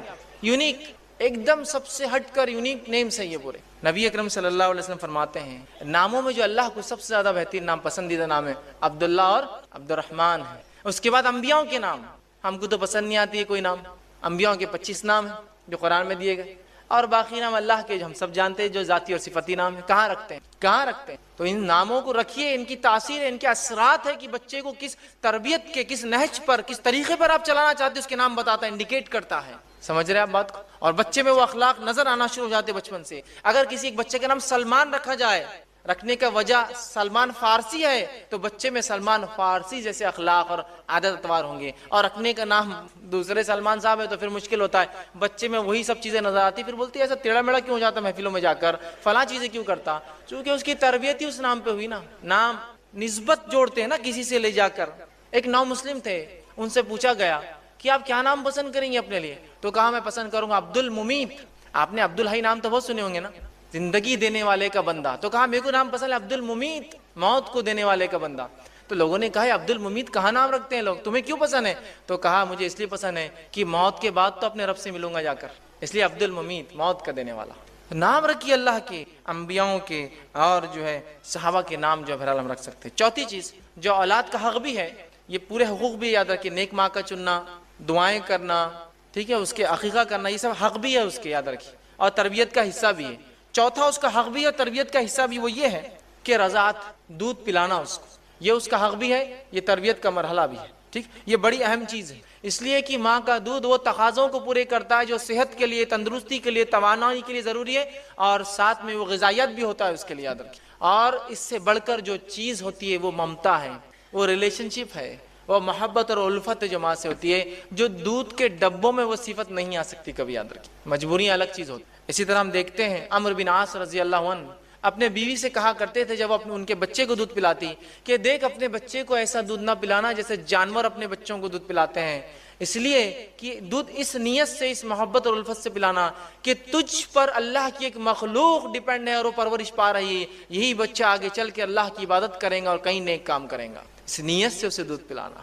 تو کیا تربیت ہوں گی ایسے ماحول میں ان بچوں کی جن کے والدین دینداری کو ترجیح دے رہے ہیں، انتخاب نکاح میں دینداری ہے، اولاد کی پیدائش کے لیے دعائیں ہو رہی ہے، اولاد کی پیدائش کے بعد اس کے عقیقے ہو رہے ہیں، جو احکامات پورے ہو رہے ہیں، اس کو رضاعت کا اس کا حق دیا جا رہا ہے۔ ان بچوں کی تربیت بہت مختلف ہوتی ہے، یاد رکھیے۔ آئیے پانچواں نکات جو تربیت کا وہ یہ ہے جب بچہ بولنے لگے۔ ویسے تربیت کے 3 فیز ہوتے ہیں، پہلا گھر کے اندر، دوسرا اسکول اور مدرسے والا فیز، اور تیسرا سماج والا فیز، سوسائٹی والا فیز۔ تو اب یہ فیز چالو ہو رہا گھر والا۔ اب بچہ پیدا ہو گیا، عقیقہ ہو گیا، نام رکھ دیا، ٹھیک ہے، رضاعت کا اس کا ہو گیا۔ اب رضاعت کے ہی عمر کے اندر کبھی کبھار بچے بولنے لگتے ہیں، یا اس کے بعد 2 سال تک بچے بولنے لگتے ہیں۔ اب جب بچہ بولنے لگے تو تربیت کا ایک اہم مرحلہ چالو ہو جاتا ہے۔ حالانکہ بچہ جب نہیں بھی بولتا ہے تو وہ تربیت پاتا ہوتا ہے، سیکھتا رہتا ہے، وہ اس اعتبار سے کہ بچے بولتے نہیں ہیں لیکن جو سنتے ہیں ان کو کیپچر کرتے رہتے ہیں، اور جب بولنا سیکھتے ہیں تو وہی باتیں بولتے ہیں جو وہ بچپن میں سنتے آ رہے تھے، یاد رکھیے، یہ بڑی اہم بات ہے، یاد رکھیے۔ تو ان کو اللہ کا نام لینا سکھائے، اس لیے کہ نبی اکرم صلی اللہ علیہ وسلم فرماتے ہیں جس کا پہلا کلمہ لا الہ الا اللہ اور جس کا آخری جملہ زندگی کا لا الہ الا اللہ رہا وہ کامیاب ہو جائے۔ اب پہلا جملہ ایک بچے کا لا الہ الا اللہ کیسے ہوگا مجھے بتائیے؟ کیا آپ کا بچہ 2 سال کا ہوتا ہے ڈائریکٹ لا الہ الا اللہ بول دیں گا؟ جب تک کہ وہ بچپن سے، اس کی چھوٹی عمر سے، اس کے جھولے میں جب تھا اور اس کی ماں اس سے کہتی تھی کہو لا الہ الا اللہ، اور باپ کہتا تھا بولو لا الہ الا اللہ، تو بچہ جب بڑا ہوگا وہ بار بار سنتا ہے لا الہ الا اللہ، لا الہ، ماں بولتی ہے، باپ بولتا ہے، چچا بولتا ہے، ماموں بولتا ہے، نانی بولتی ہے، نانا بولتا ہے، تو بچہ جب پہلا جملہ نکالے گا لا الہ الا اللہ۔ لیکن اب ہم کیا سکھاتے، بچہ بولنے لگا تو بیٹے ممی بولو، ابو بولو، ٹھیک ہے، اماں اور ابا تو بولیں گا ہی نا وہ زندگی میں، جب بات سیکھیں گا تو سب چیزیں بولیں گا وہ، لیکن اگر شروعات لا الہ الا اللہ سے، اتنی بڑی بات، یا بولو اللہ، بولو بیٹے اللہ، تو بچہ پھر سنتا ہے کہ میرے ماں باپ کچھ ابھار رہے ہیں مجھے کسی چیز کی طرف، اللہ اللہ، تو اللہ بولیں گا۔ ہمارے پاس تو یہ کہ اللہ تو بہت اس سے زیادہ کچھ دوسری چیزیں سنتا ہے دن اور رات، ہے نا۔ ٹی وی کے سامنے بچہ پڑا ہے، چھوٹا سا بچہ 2-3 بار ٹی وی دیکھتے رہتا ہے، اور والدین فخر سے بولتے ہیں اتنا چھوٹا لیکن اتنی ٹی وی دیکھتا ہے، سنتا ہی نہیں ہماری، تو پھر وہ لا الہ نہیں بولتا ہو، پھر وہ کیا کیا بولتے ہوئے بڑا ہوتا ہے وہ بولنے کی ضرورت نہیں۔ ماں باپ کو کبھی بولتے ہیں مہمان آئے تو اپنے بچے کو اندر رکھو، یہ کچھ بھی بکتا آ کر، کچھ بھی بکتا اندر کرو، کیوں تو اس نے جو سنا وہ بک دیتا ہے وہ۔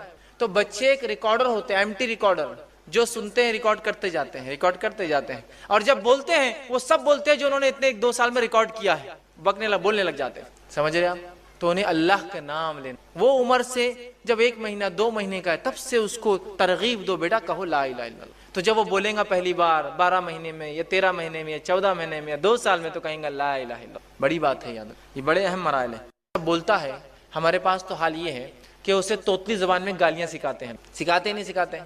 اور دیکھو ہمارا بچہ کتنی توتلی زبان میں تتے بولتا ہے، سکھاتے ہی نہیں سکھاتے ہیں۔ اور مہمانوں کے سامنے بولو بیٹا بولو، ایک بار بولو انکل کو کیسا آپ بولتے، تو انکل کو آگے بولتا تتے۔ اب اس کے بعد جب بڑا ہوتا اور جب وہ صحیح زبان سیکھتا اور جب بولتا انکل کو کتے، تو پھر پتا چلتا انکل کو کیا ہوا، اور ماں باپ کو پتا چلتا اب کیا ہوا، ہوتا ہی نہیں ہوتا ہے۔ اور یاد رکھیے ایک بات، وہ لوگ خاص طور سے جو بچوں کو غلط الفاظ سکھاتے ہیں، نبی اکرم صلی اللہ علیہ وسلم اس بات کو یاد رکھیے کہ جو انسان کسی کی ترغیب دینے پر کوئی نیکی یا کوئی برائی کرے گا، جب تک وہ نیکی چلتے رہیں گی ثواب ملے گا، جب تک وہ برائی چلتے رہیں گے اس کا جو ہے گناہ ملتا رہے گا۔ ایک معصوم بچے کو ایک گندا کلمہ سکھانا گویا زندگی بھر کا وبال لے لینا ہے، اور ایک بچے کو صحیح تربیت دے کے اچھے جملے سکھانا۔ تو ہمارا تو کام یہ ہو کہ ہم دوسروں کے بچوں کو گود میں لے تو کہا بیٹا لا الہ الا اللہ، تاکہ بچہ کہیں انکل بھی لا الہ الا اللہ بولتے، ابو بھی لا الہ الا اللہ بولتے، مما بھی لا الہ الا اللہ بولتے، دادا بھی یہ بولتے، مجھے بولنا ضروری ہے لا الہ الا اللہ۔ ماحول اور سماج بنائی اس طرح سے۔ تو بچے کی تربیت جب بچہ بولنے لگے، اور ایک بات یاد رکھے، ماں کی گود بچے کا پہلا مدرسہ ہے، فرسٹ اسکول ہے اس کا۔ وہ اسکول میں اس کو رائٹ کائنڈ آف گائیڈنس اور تربیت یا اس کی جو ہے پرورش بہت زیادہ ضروری، یاد رکھیے۔ اگر ایسا نہ ہوا تو بہت ساری برائیاں سماج میں پھیل رہی ہیں اور پھیلتی جائیں گی۔ چھٹا نکات جو وہ یہ ہے کہ اولاد کے بیچ عدل کرے۔ اب ایک اولاد ہوئی، تربیت کا مرحلہ ہوا، سیکنڈ کے ٹائم آپ عادی ہو جاتے، پہلے سے پریکٹس ہوتی ہے آپ کو کیا کیا آپ نے کیا تھا۔ اب ایک سے زیادہ اولادیں آپ کو ہو گئی ہیں، تو ان میں انصاف کرے۔ بہت سی مرتبہ اولاد میں انصاف نہ کرنے کی وجہ سے اولاد کو آپ چاہے کتنی تربیت کریں ان کی تربیت نہیں ہوتی۔ کیوں؟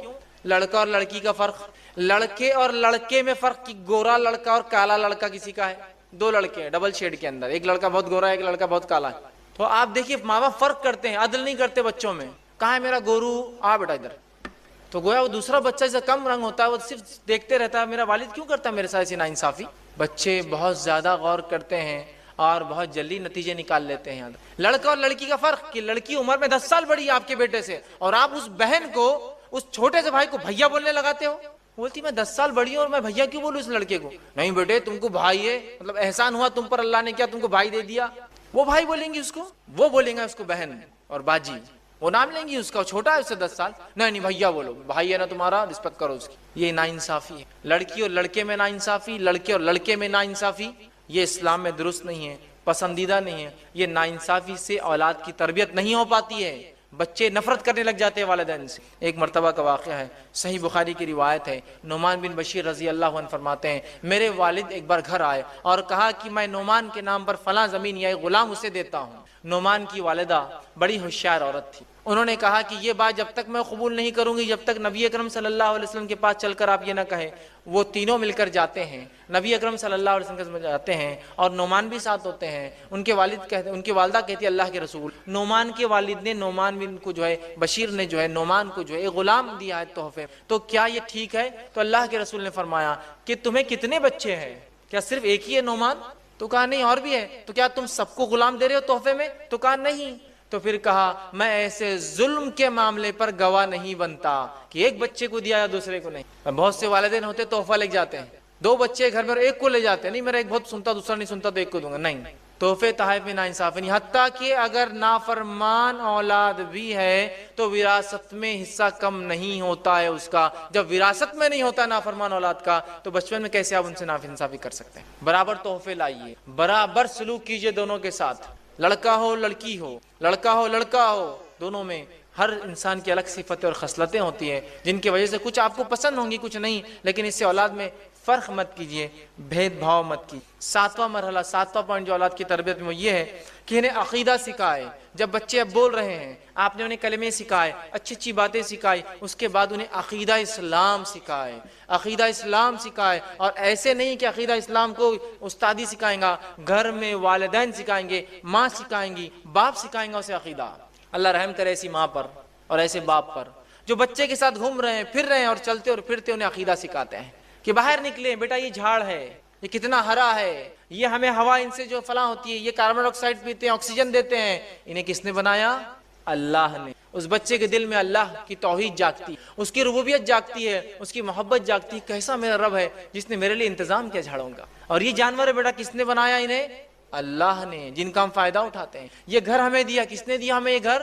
اللہ نے۔ بیٹا اس کا ہم دیکھو کتنی فائدہ، ان نعمتوں کا شکر ادا کرو بیٹا، بچوں کو سکھائیے۔ عبداللہ بن عباس رضی اللہ عنہ فرماتے ہیں، میں چھوٹا تھا، نبی اکرم صلی اللہ علیہ وسلم کے ساتھ اونٹ پر سوار ہوا، اور سوار ہونے کے بعد اللہ کے رسول نے مجھے کچھ باتیں سکھائی۔ یہ تربیت کے بڑی اچھی باتیں جو اللہ کے رسول نے عبداللہ کو سکھائی تھی۔ آپ صلی اللہ علیہ وسلم نے، یہ چھوٹے تھے، سکھایا اور فرمایا اور کہا، پہلی چیز جو نصیحت کی عبداللہ کو، جو جامع ترمذی کی روایت ہے اس کے اندر جو ہے 5 نصیحتیں، اور مسند احمد کی روایت میں اضافی اور 3 نصیحتیں، 4 نصیحتیں، ٹوٹل 9 نصیحتیں۔ پہلا کہا، تربیت کر رہے بچے کے عقیدے کی، کہا عبداللہ سے، تم اللہ کے احکام کی حفاظت کرو، وہ تمہاری حفاظت کریں گا۔ عبداللہ، اے بیٹے، اے غلام، اے پیارے لڑکے، تم اللہ کے احکام کی حفاظت کرو، اللہ تمہاری حفاظت کرے گا۔ تم اللہ کے احکام کی حفاظت کرو گے، تم اسے اپنے سامنے پاؤ گے مدد کے وقت، اس کی جب تمہیں ضرورت ہوگی، تکلیف میں ہوں گے، اس کی مدد تمہارے سامنے ہوں گی۔ پھر فرمایا تیسری بات، جب تم کو کوئی سوال ہو تو اللہ سے کرنا، جب کوئی چیز مانگنا ہو بیٹا تو کس سے مانگنا؟ اللہ سے مانگنا۔ پھر فرماتے اللہ کے رسول چوتھی بات، جب جو ہے مدد طلب کرو تو اللہ سے بیٹا مدد طلب کرنا۔ پانچویں بات فرماتے، یاد رکھو ساری دنیا بھی اگر تمہارے خلاف جمع ہو جائے تو کچھ نہیں بگاڑ سکتی سوائے وہ جو اللہ چاہے، اور ساری دنیا بھی جمع ہو کے تمہیں کچھ فائدہ پہنچانا چاہے تو کچھ فائدہ نہیں پہنچا سکتی سوائے جو اللہ چاہے۔ کیسا عقیدہ بنا رہے اس بچے کا مضبوط؟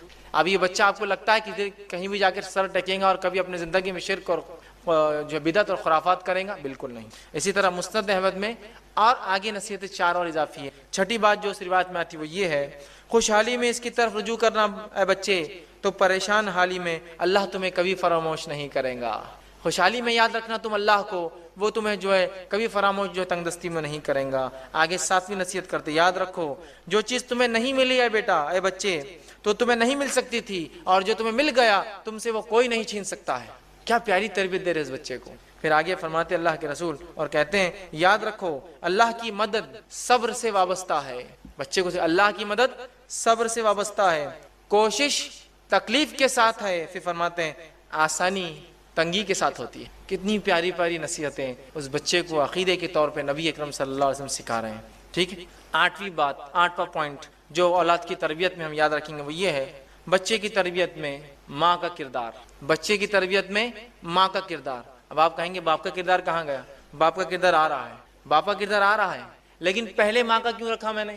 پہلے کیوں رکھا؟ اس لیے کہ ماں اولاد کی تربیت کے لیے اصل ذمہ دار ہے۔ باپ بھی ہے لیکن ماں اصل ہے۔ آپ کہیں گے وہ کیسے؟ ابو داؤد کی روایت، ایک شخص آ کر کہتا ہے اللہ کے رسول صلی اللہ علیہ وسلم، میرے ماں باپ میں سے میری خدمت کا پہلا حقدار کون ہے؟ کہا ماں۔ دوسرا حقدار کون ہے؟ تو کہا ماں۔ کہا تیسرا حقدار کون ہے 3rd لیول پر؟ تو کہا ماں۔ کہا چوتھا حقدار کون ہے؟ تو کہا تیرا باپ، تمہارے والد۔ والد کا رینکنگ کیا ہے؟ 4th۔ اگر اس اعتبار سے دیکھا جائے تو gold medal goes to father, gold medal گیا باپ کو، جو معاف کرنا ماں کو، سلور میڈل گیا ماں کو، برونز میڈل گیا ماں کو، اور باپ کو صرف پارٹیسپیشن پرائز ملا صرف 4th لیول پر آتا ہے۔ جب اسلام ماں کو یہ درجہ دے رہا ہے تو کچھ وجہ ہوں گی نا اس کے پیچھے۔ اگر آپ کو ایک پوزیشن اور پوسٹ دی جاتی سماج میں تو کیا آپ ناکارہ، نااہل کام نہ کرنے کی وجہ سے دی جاتی ہے یا کام کی وجہ سے دی جاتی ہے؟ اسلام نے عورت کو ماں کا جو مقام دیا ہے وہ اس لیے اتنا اونچا ہے کہ اس کا مقام، اس کی اہمیت اور اس کی تربیت سب سے اول ہے، اس لیے اس کا ہے۔ اور اسی لیے اسلام نے عورتوں کو کام سے اور تجارت سے دور رکھا، اس لیے کہ ان کو سب سے امپورٹنٹ ورک کرنا ہے سماج کا لڑکے اور لڑکیوں کی تربیت کرنا ہے، سمجھ رہے ہیں آپ؟ اسی لیے ان کو گھر میں رکھا، ذمہ داریاں دی کمائی کی، چونکہ اسلام جانتا ہے بہت اہم کام کرنا ہے عورتوں کو، ٹھیک ہے؟ تو ماں کا پہلے کردار ہے، اور یاد رکھیے ماں کا کردار اتنا اہم اور اصل ہے کہ اولاد باپ کے مقابلے میں ماں کے عقیدے پر ہوتی ہے، اولاد باپ کے مقابلے میں ماں کی عقیدے پر ہوتی ہے، یاد رکھیے، سمجھ رہے ہیں بات کو؟ یہ لوگ غور سے سنیں جو دینداری کو نہیں دیکھے خوبصورتی کو ترجیح دیتے ہیں، اولاد باپ کے مقابلے میں ماں کے عقیدے پر ہوتی ہے، مطلب اولاد ماں کی بات زیادہ سنتی ہے باپ کے مقابلے میں، اگر باپ کہے کہ اس گھر میں آج اس دن یہ چیز نہیں ہوگی، وہ قائل نہیں اس چیز کا، وہ کہے کہ چلا جائے تو وہ عورت بچوں کو بولتی بیٹا ابو آئے نا شام میں نہیں بولنا، وہ سب کرتی ہے، جب شام میں ابو آتے آج کچھ ہوا تو نہیں، بچے بولتے ابو کچھ بھی نہیں ہوا آج، بیوی بولتی نہیں آپ نے نہیں بولی بات میں کیسا کر سکتی کوئی چیز؟ بچے سپورٹ کس کو کرتے ہیں؟ ماں کو۔ اب ماں دیندار ہے، باپ کتنا بھی بے دین ہو تو ماں بچوں کو تربیت یافتہ کر دیں گی، سمجھ رہے ہیں بات کو؟ تو ماں کا کردار اہم ہے، اور ماں کے عقیدے بچہ ہوتا ہے۔ اس کی پہلی دلیل نوح علیہ السلام کا بیٹا ہے، چونکہ آپ کی بیوی ایمان نہیں لائی آپ کا بیٹا بھی ایمان نہیں لایا، اس لیے میں نے کہا بچے ماں کے عقیدے بہتر ہے باپ کے مقابلے میں، چونکہ بچے اپنے دل کی بات جب باپ کو بھی کہنا ہوتا ہے والد کو تو کس سے کہلواتے ہیں؟ ممی آپ بولو، امی آپ بولو، والدہ آپ بولو، امی حضور آپ بولو، ہے نا؟ یہ کرتے ہی نہیں کرتے، تو بہت اہم ہے ماں کا کردار۔ تو عورتیں اس بات کو غور سے سنیں، آپ ایک بہت اہم ذمہ داری کے تحت معاشی ذمہ داریوں سے، اکنامیکل برڈن سے دور کی گئی ہے تاکہ آپ تربیت کریں بچوں کی، لیکن افسوس کی بات ہے آج ہماری مائیں کہاں وہ تربیت کری، ہماری بہنیں اور مائیں جو تربیت مطلوب ہے۔ آج تو تربیت کا یہ معاملہ ہے کہ ماں کے گود میں ایک ہماری بہن کے گود میں ایک چھوٹا بچہ ہے اور وہ بیٹھ کے تین گھنٹے اگر سنیما اور ٹی وی دیکھتی ہے تو کیا امید کی جائیں گی ان بچوں سے کہ یہ خالد بن ولید بنیں گے اور یہ ابوبکر اور عمر اور عثمان بنیں گے؟ بہت اہم کردار ہے ماؤں کا۔ جب ماؤں نے اپنی ذمہ داری چھوڑ دی تو یاد ہے کہ روز قیامت پوچھ بھی ہے، وہ حدیث یاد کیجئے، اور عورت سے پوچھوں گی اس کے شوہر کے بچوں کی کیا کیا اس ذمہ داری کا، اور جو ذمہ داری ضائع کرے وہ جنت کی خوشبو بھی نہیں۔ تو آج ہم دیکھ رہے ہیں مائیں تربیت نہیں دے رہی۔ دوسرا واقعہ ام سلیم رضی اللہ عنہا، ان کے بیٹے انس بن مالک، انس کے تعلق سے آتا ہے رضی اللہ عنہ کہ ان کی والدہ ایمان لائی تھی، ابو انس غیر مسلم تھے، اور ایک مرتبہ وہ گھر آئے تو یہ تو ایمان والی تھی، انس سے کہا کہو بیٹے لا الہ الا اللہ، تو انس نے فوراً کہہ دیا لا الہ الا اللہ۔ تو ابو انس نے کہا کہ تم تو بگڑ گئی ہو، میرے بیٹے کو بھی بگاڑ دے رہی ہو، اور لاکھ منع کرنے کے باوجود بھی انس برابر جو ماں کہتی رہی لا الہ الا اللہ کہتے رہے۔ تو بچوں پہ ماں کا اثر زیادہ ہوتا ہے باپ کے مقابلے میں۔ آئیے تیسرا واقعہ اسماعیل علیہ السلام کا، جن کی والدہ ہاجرہ علیہ السلام ہے، جو ہاجرہ علیہ السلام ایک ایسی ماں کی مثال ہے جس نے اپنے بیٹے کی ایسی تربیت کی جس کی زیادہ تفصیلات تو